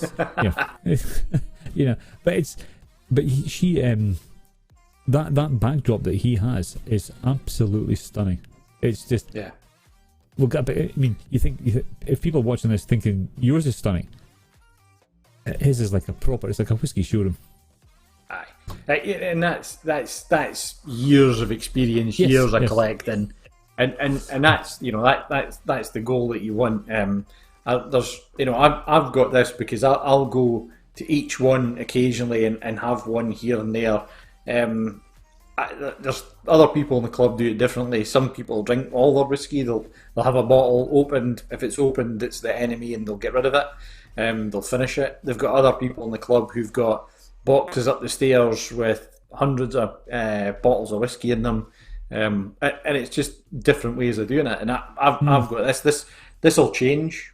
I'll move these whiskies about. I'll put up different ones. I don't know why I keep doing this like I'm some kind of monkey. It's fine. I've just been doing the big. And I see that now, but I think over time the collection changes and it just depends on what's primarily my flavour focus at the time. I mean, half of this is all peated. Half of it's obviously unpeated, but there's bits where it crosses over, and you've got different types of flavours, and it gives me different things at the times that I want it. And we've got a Glenallachie tasting coming up, and I've got bottles from Glenallachie that I've bought. The club's actually just bought one. That's the latest bottle for the club just now. We bought that one. It's let me get that on the screen there. Ooh. So this is a new release from, unsurprisingly, the Whiskey Cellar, available exclusively at the Aberdeen Whisky Shop. Yeah. Google. And it's a super tasty dram, but it's whatever I see. I bought a bottle of whiskey the last week, and it wasn't one that I kind of was looking for, and I just saw it. was able to nose it and sample it and thought, I'm having a bit of that. It just depends. I don't go out my way to buy whiskey or make sure I do one a month or one a week or whatever it might be. So I just want to say, we've just got a message in from Sandy Archer who says, hello Bruce, and Sandy is, from what I've read online, she is part of the whole Live Every Day in August thing that we did, and she is a whiskey drinker and from the States. So we've got somebody in America watching this just now. Sandy, put in the comments, tell me where you're from exactly in the States, because I can't really remember. I remember it's sunny. It's always sunny when you post your videos, and that's all I know. And Daniel McAvoy has just posted, I spy some SMWS stuff on there. Their new bar in Glasgow is fantastic, well worth a visit. So SWMS, is that... Yes. Where is, in fact, I'm just going to give here. So where is that? You go there. So the stuff that's directly above my oversized noggin is Scotch Malt Whisky Society bottles. So that's these ones. Those ones there, right? Got you. So they've got a particular logo on them, a particular style. Although this is their older style of bottle. I'll reach it up. If I can hold that there. Okay. Scotch Malt Whisky Society. So they're based in Leeds. That's where the vaults are, and they've got a few different bars. Now, I'm in order to buy bottles from the Scotch Malt Whisky Society, you need to be a member, and I am now proud to say I'm a lapsed member of the Scotch Malt Whisky Society. I can no longer buy bottles. It became just during lockdown that it wasn't worth it. You couldn't go visit the Leith for the vaults or Queen Street or any of the places, any of their bars that they own and that. And I've seen some of the pictures of the one that Dan's talking about there, and it's a phenomenal looking bar that just opened a few months ago. Oh, fantastic! So, just say we are reaching out to Kansas City, Kansas. That's how far we are going. So Sandy's watching us from Kansas City. Yes. Did you say yeehaw? Is that what you just said? I think I got the yee out. I kind of checked myself before I got to haw.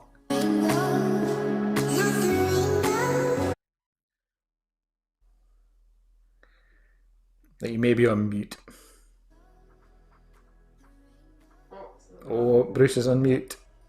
And I'm off mute now. There you go. Sorry. There you go. You got all in a spin there because it was quite funny. In fact, she just replied once that message comes into the stuff here. I'll send what she just said. I've just seen it on YouTube. So, she actually says, "Lol, yeehaw, I'm a city girl." There you go.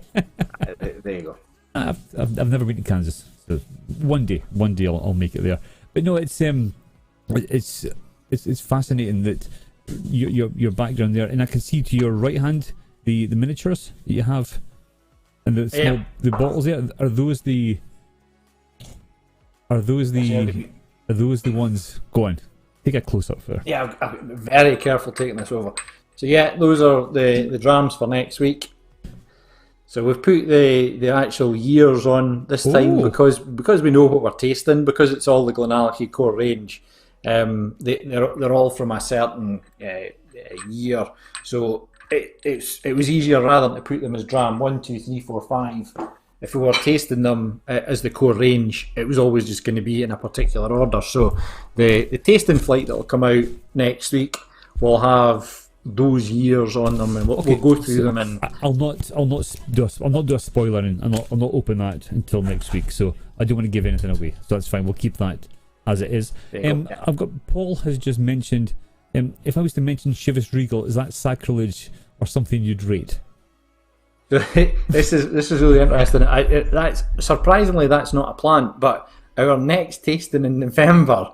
Now I've never met Paul from Loch before, but our next tasting is a Chivas Regal deconstruction, where we're going to take the Chivas Regal 18-year-old, and we're going to taste some of the drams, some of the whiskies that go into that dram. So we'll have the Chivas 18, and then we'll have 4 other drams that form what becomes Chivas 18. So it's a deconstruction of that dram. So where are Chivas based in? Do you know? So yeah, absolutely. So the main constituent part and where Chivas is kind of from is Strathisla Distillery up in Keith. Not Kenneth, but Keith. So up in Keith. I know where Keith is. There Oh, Kenneth, yes, so not- yes, sorry, yes, because I posted. There you was- get it now. You Yes, see. I get it now. There was just to let everybody know, there was I think it was the chase, and somebody did. Sorry, James just posted. I've just laughed. So there was a post that went out, and I think it was from the chase, and somebody says name a Scottish town. I think it was like, was it Keith something and Kenneth, and the guy chose Kenneth. It's, ridiculous. Yeah. Ridiculous. So Strathisla Distillery is up in Keith. It's Right. the main constituent part, and it's the home of Chivas Regal. We've done a couple of tours up there. We had our first tour, or as a club, our away day annually. Our first one a few years ago was to Strathisla, and we did a standard tour in the morning. Or first of all, a standard tour. Right. We'd taken the train up from Aberdeen. Met up in the train station. I think we had something like 10 hip flasks on the go on the way up in the train.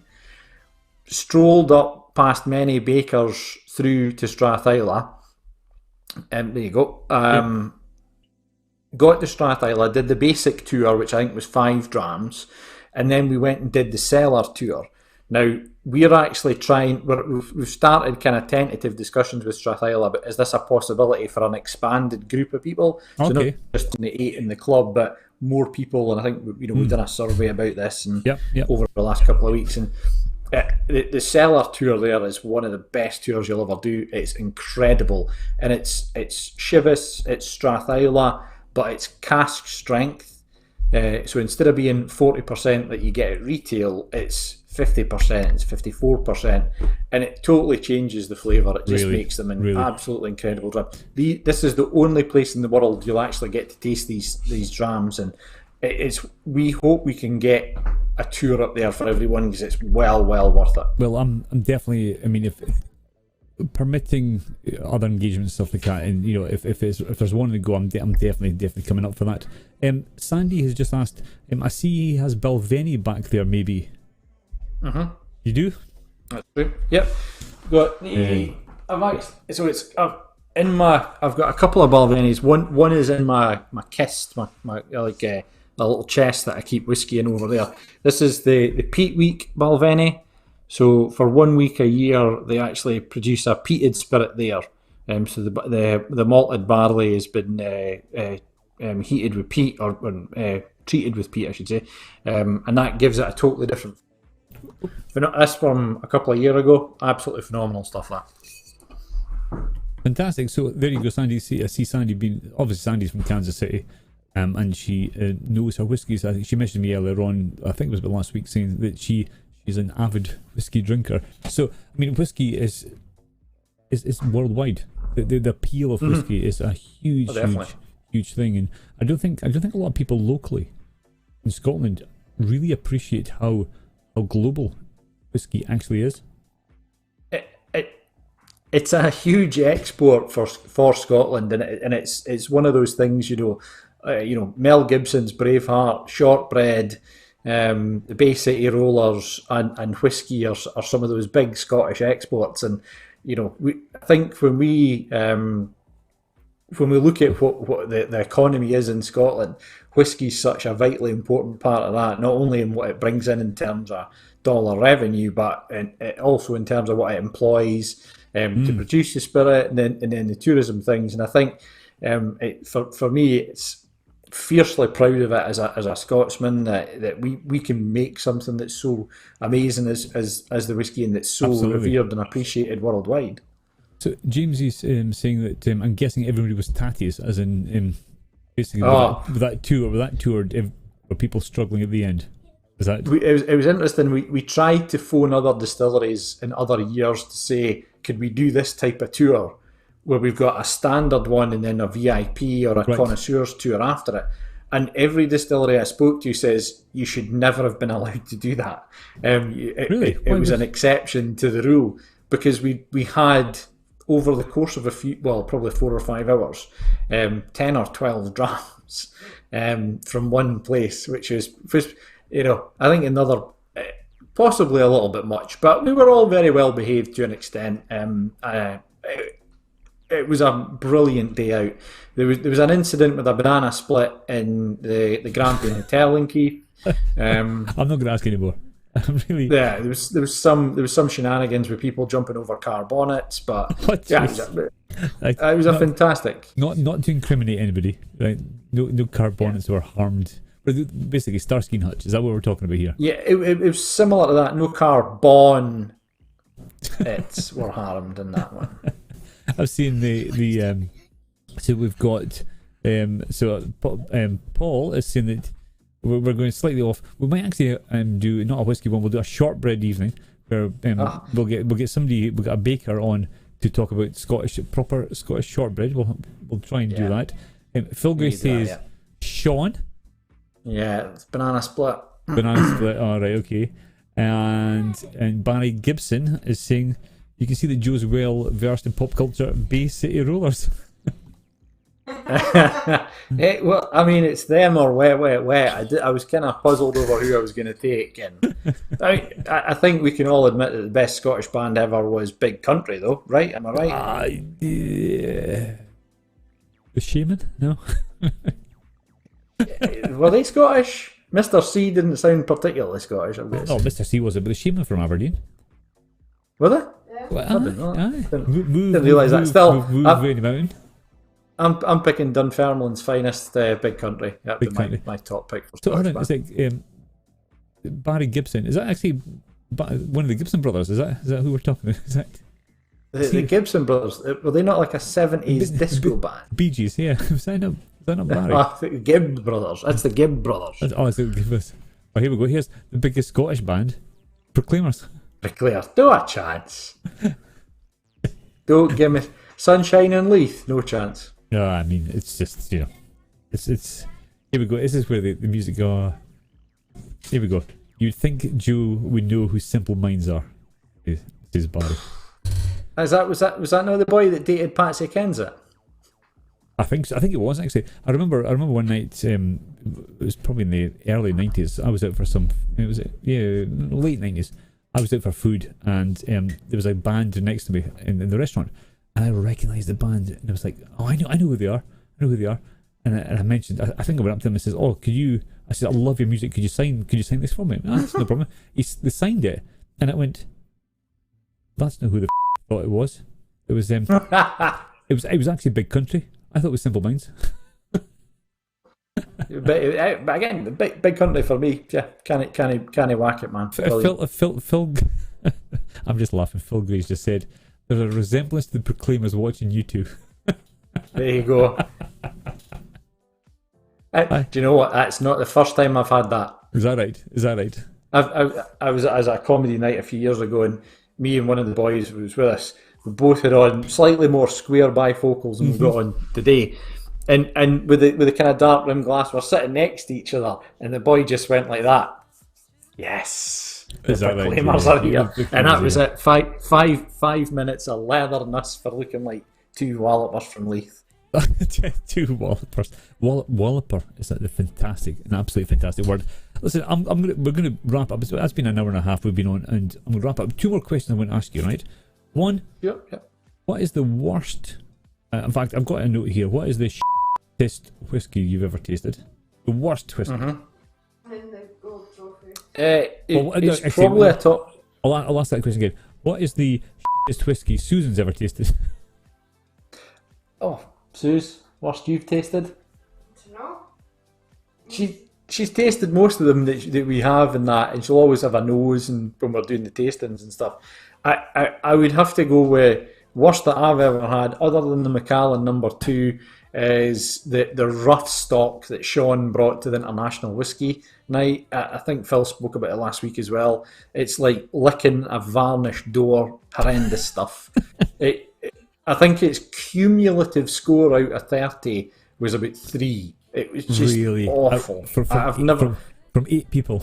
Your top score was 3. Yeah, absolutely horrendous. We've had some poor single malts as well. I'm not going to name any names, but we've had some ones. You're tasting it and you're going, that's just not very good. But right. Yeah. It happens. So it happens. And there was news out just earlier on today. In fact, I'll get it out just now.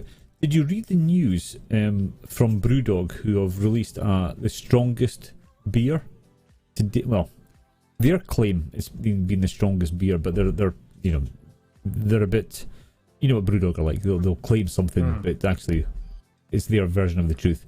They claim they've made the most highest ABV beer, and they're selling it is it 30 ml bottle for, is it a 40 ml bottle for 30 quid? And the claim was that it's more difficult to make than whiskey, and it takes more skill, so therefore that's why they're charging the prices. I just wondered if you'd seen that. I haven't seen it, but I certainly think that there may be more front end in the process that they do, where they're cooling the liquid and they're to get rid of the water that's in it to concentrate the alcohol. But there's a lot of craft and skill goes into whiskey, and not to be defensive about it, but the maturation process and the time it takes is where you get the flavour from. And I wouldn't fancy tasting that stuff. And I like 5 AM Saint, and that's one of my favourite beers. So we've just released the strongest beer in the world at 57.8%. Apparently there's a 70% one, but we'll just ignore that. Brewdog collaborated with our old adversary Skorschebrau to create strength in numbers, a record-breaking Eisbrock that has been barreled aged for 10 years, and it's sold out now. Apparently, it's £28.95 for a 40 ml bottle. 40 ml, but that sample bottle you have is 30 ml. Yeah. This year. Yeah. So if you factor that up to the same, a 70 centilitre bottle, that would be outrageous money. So this for me, right? Barry, I'm with you, 100% with you on this one. Now, oh.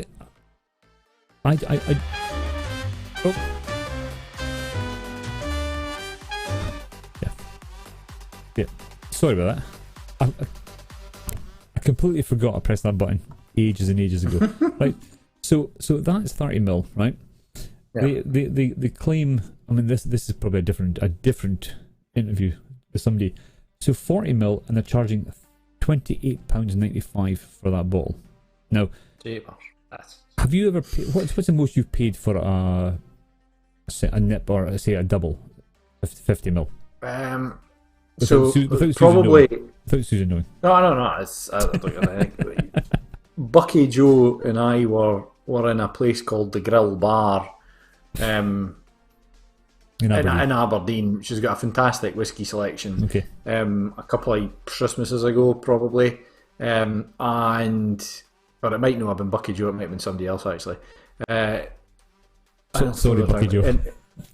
It may not have been him, but whoever, I think we were going for a bit of a doubles competition, not non-tennis related, and in the grill you can actually, they've got a menu with all the whiskies in it, and one of our favourites, or certainly one of my favourites, is an Old Pulteney 21-year-old, right?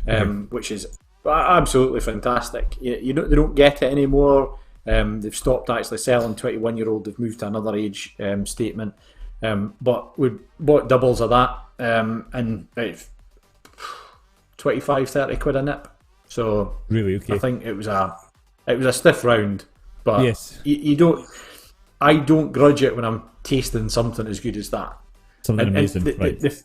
The flip side to that is we were out. We do Christmas nights out with the club. Well, we're still actually to do last year's one yet.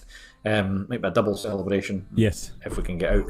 And we went into a pub in Aberdeen, which was in the news recently, shall we say? Oh.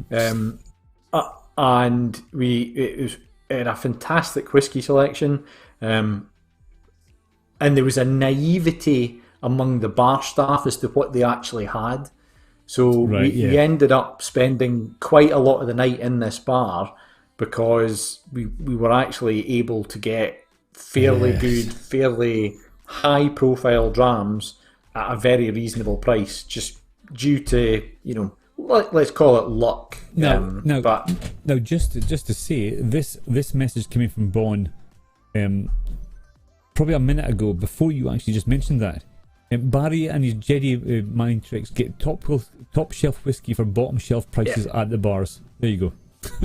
That was a different bar actually. That was on another Christmas night out. We were in a bar named after Prince Charles, Okay. or certainly his title. And I think Barry had went up to the bar and got a round of drinks, and again had been undercharged somewhat for what he was buying. Bon subsequently went up to the bar to order a repeat round and paid full price. Oh, really? And when he protested that my mate just got these awfully cheap, he was told to get to. I've got the button. Get to. How much would normally a Balvenie Portwood cost? How much would it normally cost? A Portwood, so the 17 or the 21. Someone's asking in a pub. I probably speaking double figures, low double figures. Barry says £3. Yeah, that was in a pub in Aberdeen. So, I mentioned a moment ago. Not the one named after Charles Spencer. how much would it normally cost? I would say low double figures. Low double figures. Low double figures. And you were getting it for £3. I think it's about $3.50 a nip. Phil, 140. I think I think that's per bottle. Oh, right, okay, bottle got you. Okay. For Phil there. But they had a tag that had basically the price written on it. If it didn't have a price, it was this. It was £3.50. So we got Glendronach 15-year-old, the original, for £3.50 a nip. And we were like, yeah, can we have doubles, please? So it was just, it was a great night. I remember one story being at a hotel, just on the South Deeside Road as you're heading out of Aberdeen.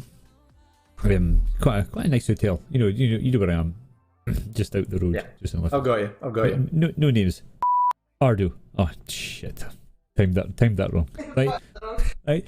So there was a bottle of King Louis, or is it King Louis brandy? And it's sitting on the top shelf, and the night porter was on, and he didn't realise. And some guy was asking for all the, a net, I'll have one of those. That's fine. And he was just getting charged £4.50 for a. That's brilliant. Right, it was ridiculous. He polished off the bottle, and the guy goes, "Oh, it's a bottle." He polished off the bottle. Can't blame him. And he said to the barman, he said, "What can you do with that bottle?" He said, "Oh, I don't know." He said, "Oh, I'll take it from you." He took the bottle. The bottle. Apparently, the bottle alone was worth £250 because it's got a crystal. It's got a crystal stop. I hope he gave that night porter a seriously good tip for that. I think he did, and then the next morning when the guy came in to tally up the receipt, he was like, "Where's the?" And he was like, "Oh," and he realised what had happened. No fault of anybody's. Yeah. But I would say more fault of the hotel for not doing the training. So how would you know? If you don't know, you don't know. If you've not been taught, you don't know. But this American guy had polished off a bottle of this brandy for next to nothing, and got the bottle which was worth £250 for nothing, because of we need more people like that night porter. We do.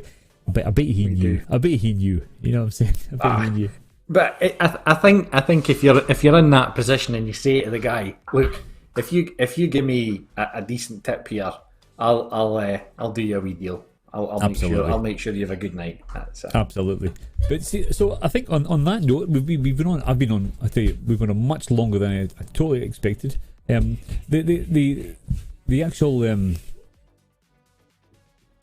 I've been infiltrated. I think that says something. But for the actual night itself, for the actual whiskey club, have you got any plans? What's your plans further on from this? I mean, are you? Yeah. We see when lockdown stops and we do return to normal, because that is ultimately it would be nice to. Now I do the quizzes on a Saturday night, and I do them because I enjoy them. I personally at the moment I don't charge for them. I probably should charge for them, but I don't, because I've been lucky in the sense that I've still worked throughout lockdown, right? So it does cost me money to play the quiz, because I have to buy the quiz packs, I have to do all this, the activation, I have to do that. But it costs me. It's a price of 2 drinks, And I think, well, if I can pay for 2 drinks and entertain people for nothing, that's fine. If people want to send me a tip, they can. There's no pressure on anything. So what I'm finding is people who are playing it are people who are quizzers who don't go to pub quizzes because they can't go to pub quizzes. So people, for example, like families are playing it, they've got little kids, they can't play a pub quiz, so they'll play my quiz on a Saturday night because they can. And the reason I picked the Saturday night was because I didn't interfere with other people's quizzes, like the proper quizzers, because quizzing starts Sunday to Thursday. That's your nights. So your Friday, Saturday, Sundays are nightclub, pub stuff, the normal music stuff. I thought, right, if I do a Saturday night, I'm not interfering by doing a free quiz on a Saturday night because it's not interfering with anybody. Therefore, that's a sound of beauty, right? So I decided to do that, and I get between 14 to 17 teams, and you're talking 2 folks, so it's about 30 people, 35 people, and something. It's nice. I mean, there's some teams who are some quiz hosts who are doing it, and they're getting 100, 150, and something. I think it loses that kind of intimacy that you get, and for you, that 40 people in Zoom, you can contain that to one screen. And I don't know how you do it. I don't know if you have your main screen, or do you have it as, do you see everybody there, or how do you work it? Yeah. So I have it on. So I use my MacBook for it, and I have everyone on the screen. Right. I would prefer to see everyone's reaction, what they're doing. Are they following along? Are they skipping ahead at the back, at front? So that I can see if someone's nodding their head and going, yeah, you can start to engage with people much more if you can see them. So I have it like that, and yeah, you're completely right. For me, I would have Barry and his pet pig in bed. Sounded like Barry. Explain that one, Bon. Yes, we have to explain that one. Sandy says when you get a tour together, I'm coming over for sure. So Sandy, absolutely. Listen, please get in touch, and if you come over, bring whoever you need to bring over with you, and we'll look after you over here. It's what we Scots do. We do look after people, and I mean, Tim, who's a friend of mine, and he's from St. Louis or St. Louis. St. Louis, Missouri. St. Louis, Missouri. He lives in Prague now. He came over, and you just look after somebody, and that's the way it is. Phil says the cork, and right at that same time, a bottle squeak. There you go. That's the noise of it. Yeah, this one, it's a wee squeaker one. This one. Yeah, that's better. That's better than that. Your squeak. A wee bit more, but no. Sorry, your question was around the folk, the amount of people in that, and yeah, we've chatted about it a lot. About do we go for 60? We've got interest, and we have to go from 40 to 60, because I think touched on it last week with Phil. We need to buy a whole new bottle of whiskey, and if we only sell 10 of the tickets of that new bottle, it's a lot less. It's a lot more of a loss for us. But for the screen that we look at, I know there are other whiskey clubs that do tastings of 60 people, 70 people, upwards of 100. I think it loses it the way we do it, and if you go on some tastings, they're very much focused on, you're on mute and you will listen to me talk about my brand and about what I'm trying to sell you. That's nothing like what we're trying to do, which is we all want you to bounce off of us. Yeah, and that's what we get as people who join in, and as somebody who's got no experience with drinking whiskey, of the notes and stuff. That's what we get as soon as we come in. We see the faces, and I'll be honest with you. The first ever time I came in, I was like, right, I don't know that much. I know a couple of guys, but with Zoom now, the good thing with Zoom now, and I don't think many people know this, is that you can drag and drop the windows, so you can actually. So you can actually drag people around. So, for example, I would probably drag the people I know closely together, so I can see them all at the same time. So, we could chat, and having that kind of connection with them like being in a group of let's say a group of 40. I don't know anybody. I know 4 people, and having a kind of private conversation with those 4, out with the conversation, but still being able to converse with everybody is you know, you've got. I think there's 2 levels. You've got that one level where you can speak to your close friends and say, I don't really like it, and then when somebody says, "Oh, Bruce, what do you think?" I'm going, "That's all right," you know, and you've got that confidence to be able to, you know, say what you need to say. And Barry's got a message for Sandy saying, "Sandy, would you want to when you've got people like Bond talking about bedding pigs?" And Barry says, "Sounds like some people over here in Kansas, lol." Well, bedding pigs. What did I say earlier? Yeehaw. Yeehaw. Yeah, yeehaw. Yeah. I think we want that interactiveness to the sessions, and I think that's a key for us. And we all got, you know, I'm the guy who does the primary talking on it and does the tasting notes and that, but we are trying to, we will be expanding that out over the next wee while, and other people will be taking a role. And you know, do you think Bucket Joe the last time? Do you think, from my experience, I mean, last week when I spoke to Phil about doing, you know, the cocktail, and I thought it was something different because, you know, teach me how to make a cocktail. And for me, this whole thing was, I would like to learn how people do the things they do. So Phil's cocktail, you've got your knowledge about the smells and stuff. I want to do one with a guy who's a DJ, and yes, I've DJ'd, but this guy's a proper Ibiza DJ, and people who have got skills that I don't have. Try and teach me, and it kind of it brings me back to a level where actually I'm you know, we everybody has skills. Everybody has got their own personal skills, and you've got yours. Phil's got his. Everybody's got their own, and it just shows you that for me, let me try and learn it. It's difficult. It's difficult to learn. So people are individually, you know, really, you know, that complex talent that people have, and that's what I want to bring out. Yeah, and I think in lockdown with all the Zoom stuff that we've had, and the more people who've done it, it's not just, you know, not specifically talking just about whiskey or cocktail making. You look at people who've done it, you know, the Joe Wick stuff, and during this lockdown and the use of Zoom, people have felt more comfortable opening up themselves and saying, actually, I'm doing this, come along and watch and stuff, and it has, you know, I think things like Zoom and House Party and all these different tools that there are out there, it has created, we've been forced to adapt into how we communicate, and this is, you know, a prime way of it. And is it different? Is it going to last?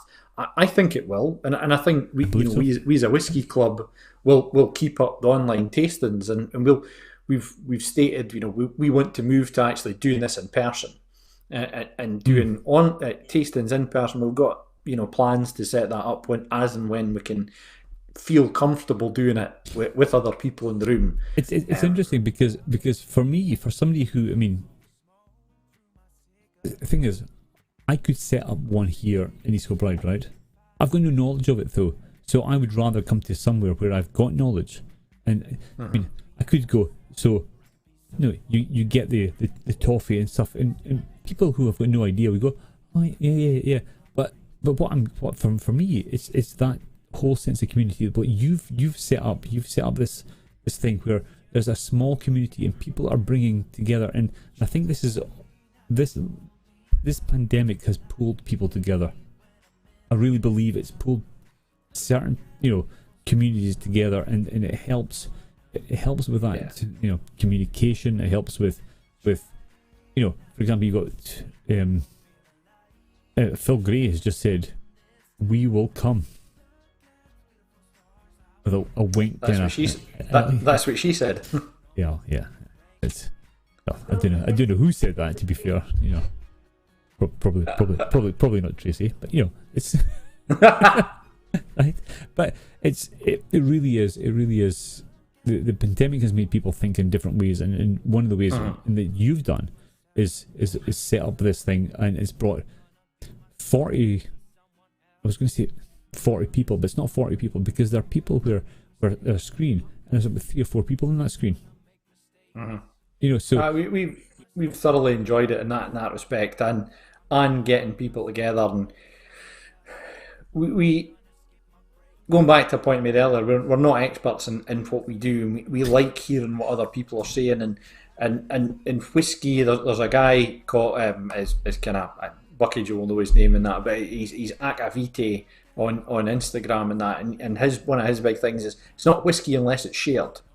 Yeah, that's right. And that's a big thing for us, is it's a shared experience, and it's more, you and I are doing this online, we're able to connect about the whiskey. We're several hundred miles apart, we've got the same thing in our glass, we're able to do it, we're able to talk about it.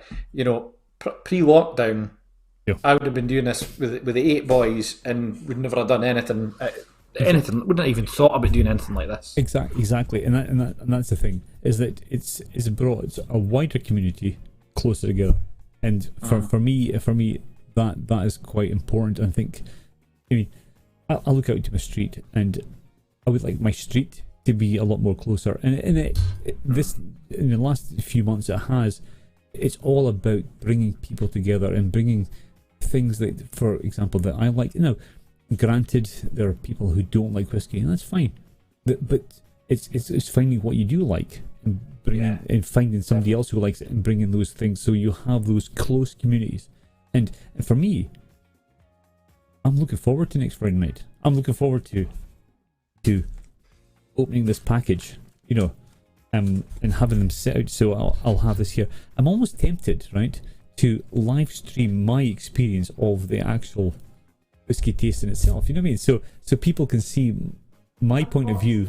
You know, it's just so and I could actually share my experience of what it's like, and I've just got this kind of thing that I think that'd be quite cool. But absolutely. You know, if that's okay with you, I mean, I would just broadcast me sitting here having a taste, and just listening in, and just putting comments in every now and then and sharing it. So I think that in itself would it kind of highlights what you are doing. It highlights what so many people have taken the lead in saying, right, listen, here's something. I want to bring people together. You're doing it. I've done it with the quizzes, and people are doing it with DJing. They're doing it with crafts. They're doing it with so many different stuff. These are the people that I want to talk to, and trying to get their experiences out into the open and saying, listen, we all have something unique to give, and we can just show off what we have. And definitely. We should. I think as a society, encouraging people to be themselves is a fantastic thing, and to allow people to express themselves, and encourage that, and give them a safe space for it.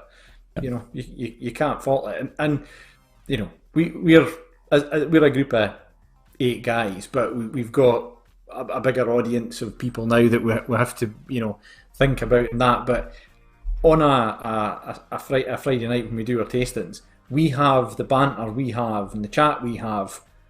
If it was just the 6 or 7 of us, or the 8 of us, but everyone else takes part in it, and we love that, and we just want to continue that. And it's the same, we've Susan and I have been along to your quizzes heaps of times. You have. You like you said, you've done the one for ice hockey and stuff. It was brilliant, absolutely brilliant. And that ice hockey one brought the ice hockey club at a time where we'd stopped. There was no ice hockey. There's no ice time or anything. So that was an opportunity for all those people to get together. And it's what you're doing in your quizzes as well. Is fantastic. Because one of the guys, I think one of the guys from the ice hockey plays most weeks.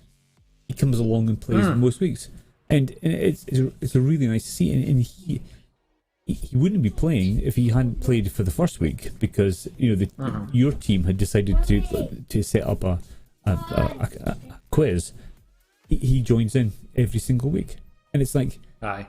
Of all the teams, he joins in, but there are other teams that join in, and it's like, you find something you're interested in, or you enjoy, you go, right.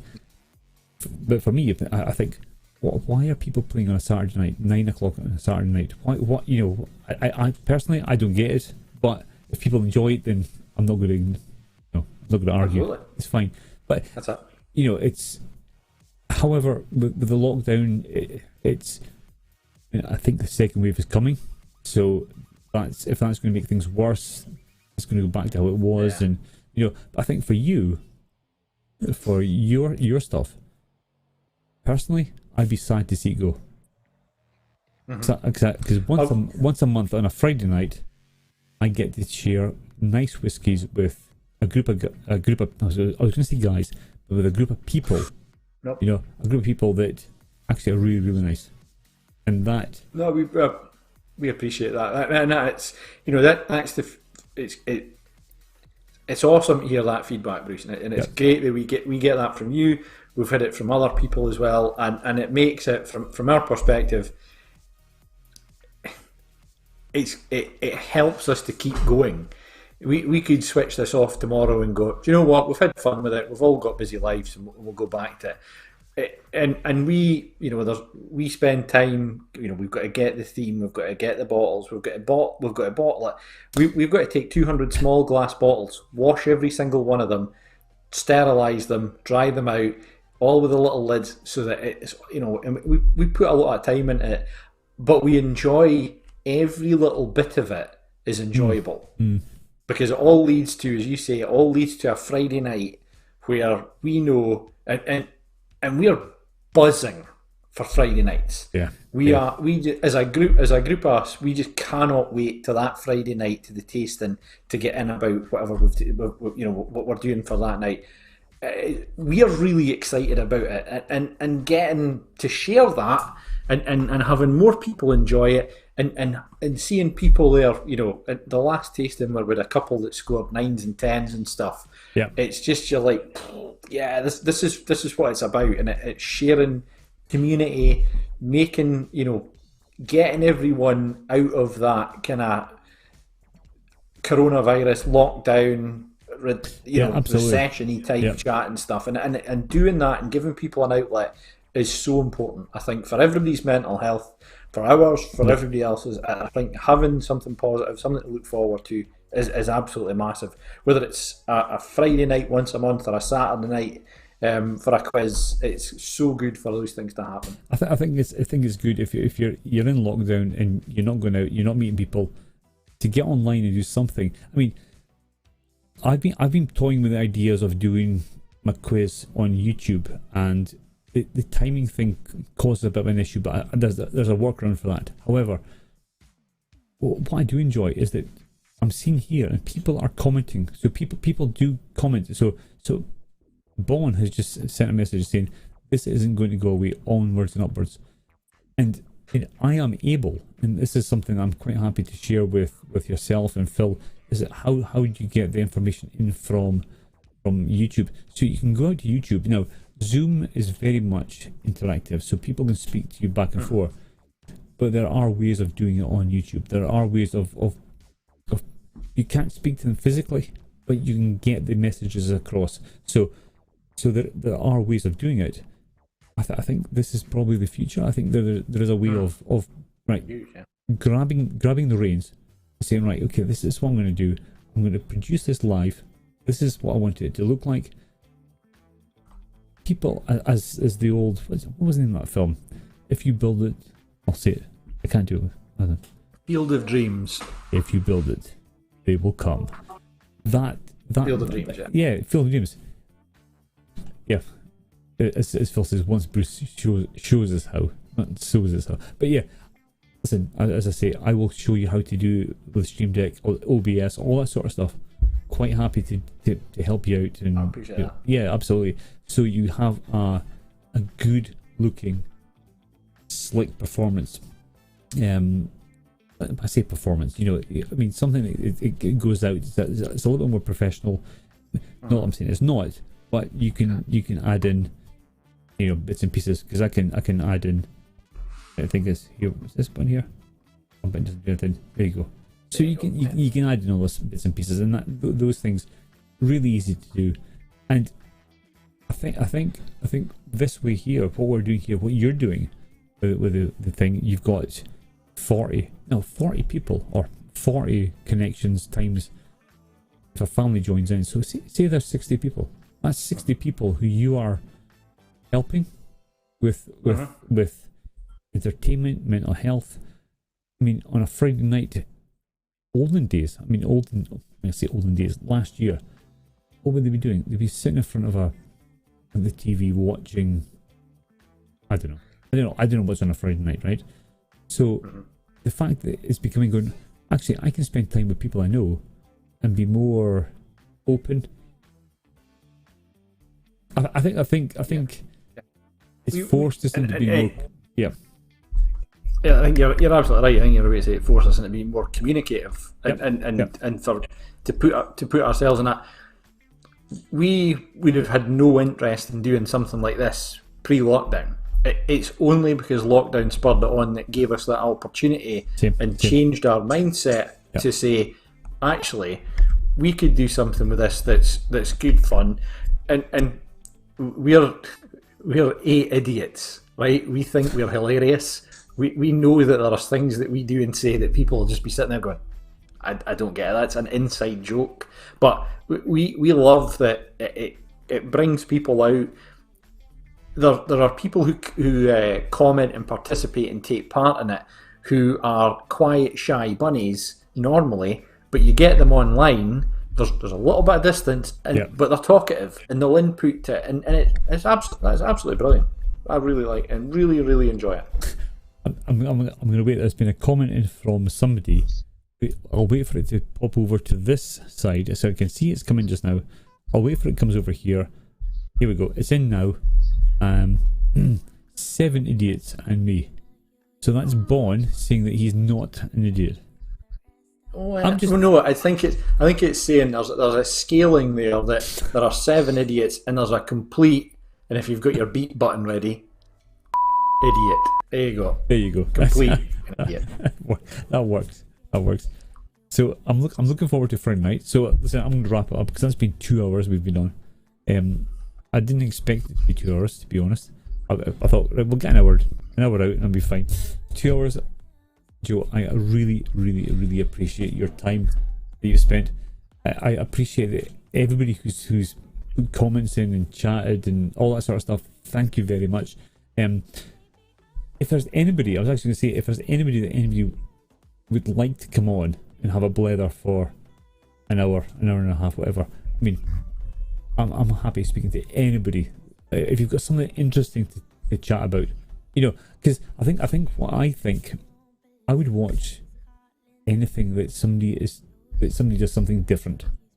You know what I mean? It's a case like they do that. All right, okay. So I know Bruce or I know Joe or whoever. But he's speaking to somebody who's got something I've no idea about. If the guy was a baker, if he was a farmer, let's talk about farming. Let's talk about baking. Let's talk about anything, right? Let's just have a chat. Bring a beer, bring up whatever, and it's basically, teach.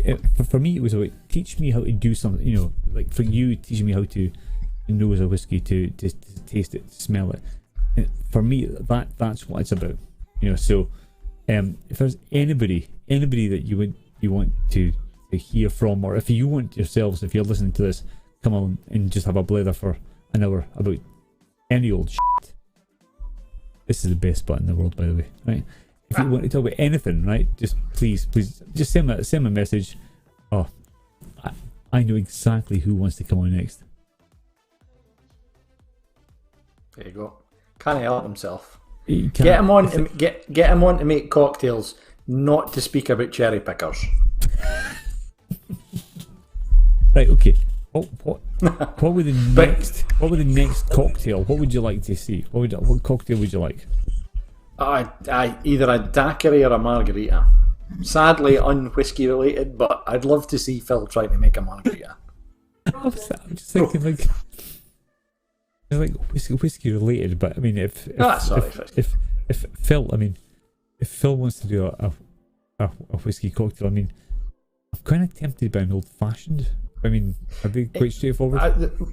An old fashioned is straightforward. It's very tasty if you make it with the right whiskey. My only request, Bruce, is that you pick something that involves Phil and a shaker. I should have a recording. You know what I'm going to do is I'm going to get the recording of video recording, and I'm going to get a button. It'll just pop up. Phil. A gift. Eye contact. 20 minutes. Right into your soul. 20 shakes. Oh my goodness. Yeah. Bruce, thank you very much for having me on this week and Phil on last week. We really appreciate it. It's excellent to talk about these types of things, and we really enjoy it and appreciate everything that you're doing. I was planning on doing something like this for a once in every now and then you sent me a message saying, right, I'm sending that down to you, right, looking forward to Friday. I'm like, oh, Friday, right, okay, that's fine, no worries. Sorted, that's fine. Yeah, Lindsay, tonight I'm speaking to Joe, right, by the way, right. I'm gonna say Barry Gibson has just said, I'll come and bore anyone. The science of whiskey. Actually, you know something? No, I'm gonna ask Joe. I'm gonna ask you direct here, right? Is it worth getting Barry on to speak about the science of whiskey, or is that do you know what? Barry is a physics teacher, and physics has next to nothing to do with chemistry, which is what whiskey making is. However, Barry would be incredibly entertaining to have on for a couple of hours, especially if he's had a few drams. Barry, right? I am seriously up for this, right? Me and you, Barry, we'll get a couple of drams and we'll just speak about the science of whiskey. How do you fancy that? If you fancy that, add me on Facebook. We'll get it sorted. Better have more than one button. Right? You need lots of dump buttons at that point. Have it on a big I've got a story about the dump button actually. Phil Gray says, yeah, there you go. Right. There you go. So, Barry, cherry pickers. But no, I'll give you a story about the dump button, right? Somebody couldn't swear on radio, right? So what they did was they did this, and they actually Morse coded the word "fuck off" in Morse. It's brilliant. Here we go. It's a good job you've got a blue button if Barry's going on. There you go. Yeah. I'm gonna say tremendous entertainment. Barry, if Barry was to come on, would you guys watch it? If you would, 100%. Right, Barry, me and you, we'll got a drama in between us beforehand. Let us know what it is, and we'll talk about the science of whiskey. This whole thing was just going to be a chat about, whatever, right? Oh, Barry's just mentioned. Here you go. You're right. Right, Barry, seriously, let's do it, because this whole thing was supposed to be chatting to folk who do things during lockdown. If you want to talk about the science of whiskey, I'm up for the science of whiskey. If it takes 20 seconds, that's fine. But we'll have a wee dram. It's fine. Here we go. Barry, like I say, he's a teacher, so he knows what he's talking about. Where is he a teacher? In Aberdeen. He's a teacher at school. At school. He's a teacher at a school in Aberdeen. I'm not going to go enough. That's enough. We don't need any more than that, right? Right, it's secondary school as well, so he's... There you go. Get him on. Right, okay, right. So what we'll do, Barry, it's going to be like in the 80s after midnight when the channel just beat constantly. In fact, Barry, what we'll do is... I can't do it that quickly. We will have a wee red triangle in the corner of the screen permanently on when you're on, if that's alright with you. Remember that with Channel 5 when you just come on and you think it was like you see a warning sign. A warning sign just to say, here we go, there's going to be a pair of or a hairy yeah. Yeah. Oh, I don't know. Barry, let's do it. We'll talk. If I'm going to ask Joe, does Barry know? Does he know about the science of? Does he say the science? Christ almighty. Science of Whiskey. Yes. I think Barry could talk about it, yeah. We've asked him to actually speak about it at our tastings and stuff and say, look, you're the science teacher, mate. You should be able to talk about this. So, yeah. I think he could probably bullshit his way through it, yeah, to an extent. Yeah. Bullshitting his way through it's fine by me. Sandy has just said earlier, Moscow mules are the thing over here, not me. I like the old fashioned. In fact, Phil, what we'll do is we'll get an old fashioned. In fact, let's just do an old fashioned. In fact, we'll do 2 next week, or not next week, because next week we've got the actual thing itself, which we'll maybe do that actually. But the week after, Phil, we'll do an old fashioned. Pick an old fashioned and something else, because we'll do cocktails, which is fine. That would be excellent. We'll all tune in to watch that for sure. Bon is called the Mad Scientist. This for me this is now becoming the Whiskey and Cigar Club live stream, which is fine by me. I don't care. I'm quite happy. It is, yeah. It's fun. Sandy's taking part as well. So Sandy, get your whiskey drinking friends involved on a. I've no idea what. A Friday afternoon. Sandy's a she, is that right? Yes. Did you say it was yes. If she could send me over a Pat Mahomes jersey, I would appreciate that, and then she's welcome to come along in any of her tours. Who? She's from Kansas City. I would imagine she'll know who Pat Mahomes is. He's the quarterback for the NFL team in Kansas City, who are the current Super Bowl champions. Yes, they are indeed. I am this year. In fact, you know what I might do actually is I might get a guy that I know who is he's through links that I have. He is an NFL reporter based down in London, and I might get him on actually for a chat about NFL stuff. That is a good. Patrick Mahomes, yes, he was the quarterback. Is he still at Kansas City? Is he? Yeah. He's just signed the biggest contract in US sports history, I think. I do. Something like $400 million or something. Oh, here we go. Look at this. But yeah. He is amazing. Patrick Mahomes, number 15. There you go. Yeah, so I'm doing this year for the first time ever. I'm doing the NFL Fantasy League stuff. Oh.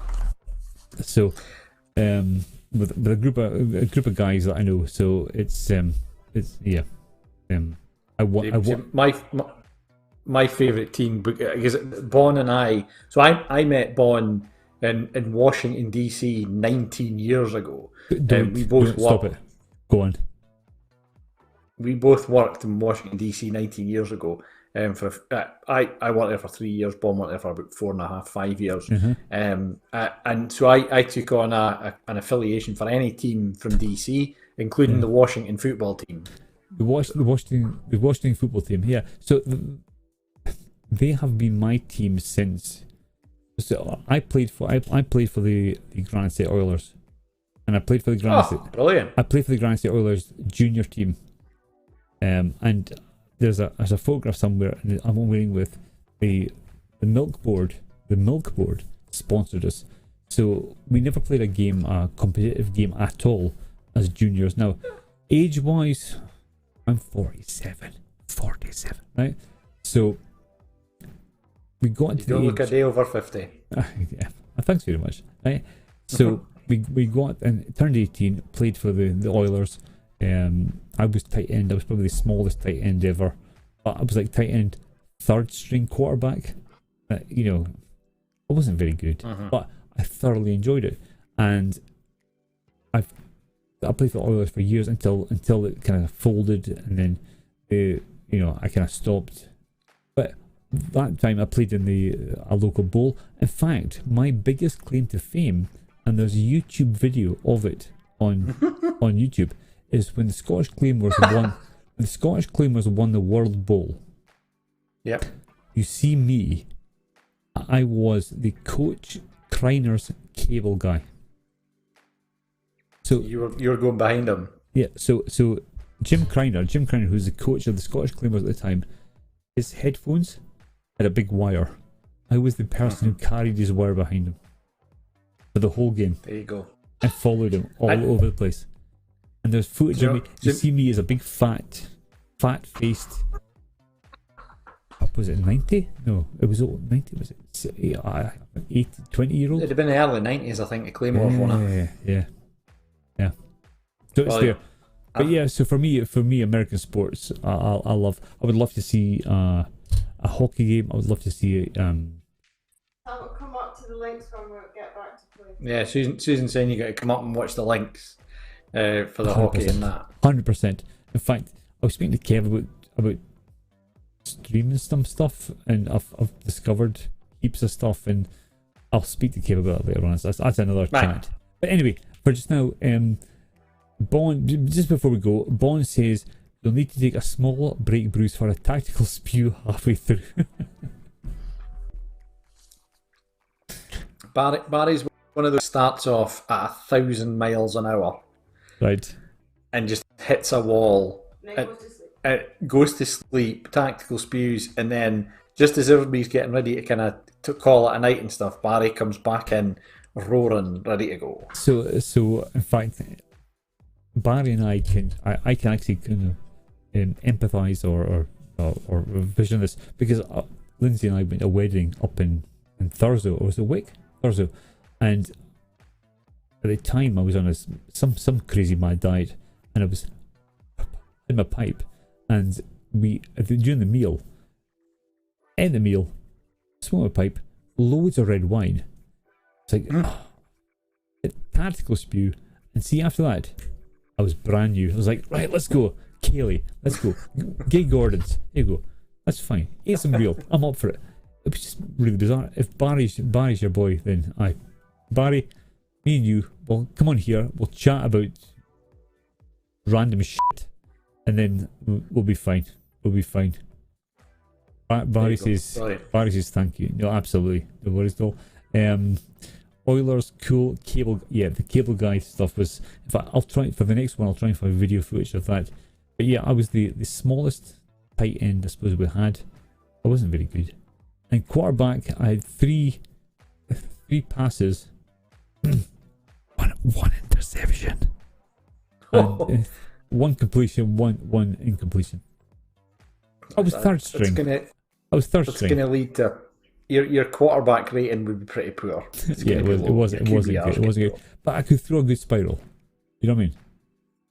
In fact, before we go, it's 20. Jeez, honestly, God, right. I was going to look at buying an actual Duke NFL ball. Mm-hmm. It was 110 quid. So I've got one in the garden. Oh, in the garden. Well, it's there's like a house, and then there's a green grassy patch. The green grassy patch is the garden. So out the back we've got American football as well. I can throw a decent spiral. Sometimes it comes out like a wounded duck, but we've also got you know the incinerator bins. Yes. Like a metal trash can with holes in it, sort of thing. Yes. So I'll come up. It's down the bottom of the garden. I'll come up with the football in my hands, and I'll shout at Susan so she watches me, and Ben so he watches me, and I'll say watch it, and it's my receiver. And I'm like that, and I'll kind of juke about a little bit, take my 3-step drop, and then it's boom, and it goes flying. And when it hits that tin can and it makes that noise. In fact, I got sent the guy that sent me the playbook. He was the head coach of the Plymouth. I think it was I want to say the Plymouth Chargers, but it was the something Chargers down south. He sent me his playbook, and it was only just last week, and I've not seen. We're completely off on whiskey now. We're now talking about American football, but the playbook was like, oh, look at this, and it was all like the code words, and it was like we would say blue 35, just oh man. Your best one is your John Gruden Spider Y2 banana. Spider Y2 banana.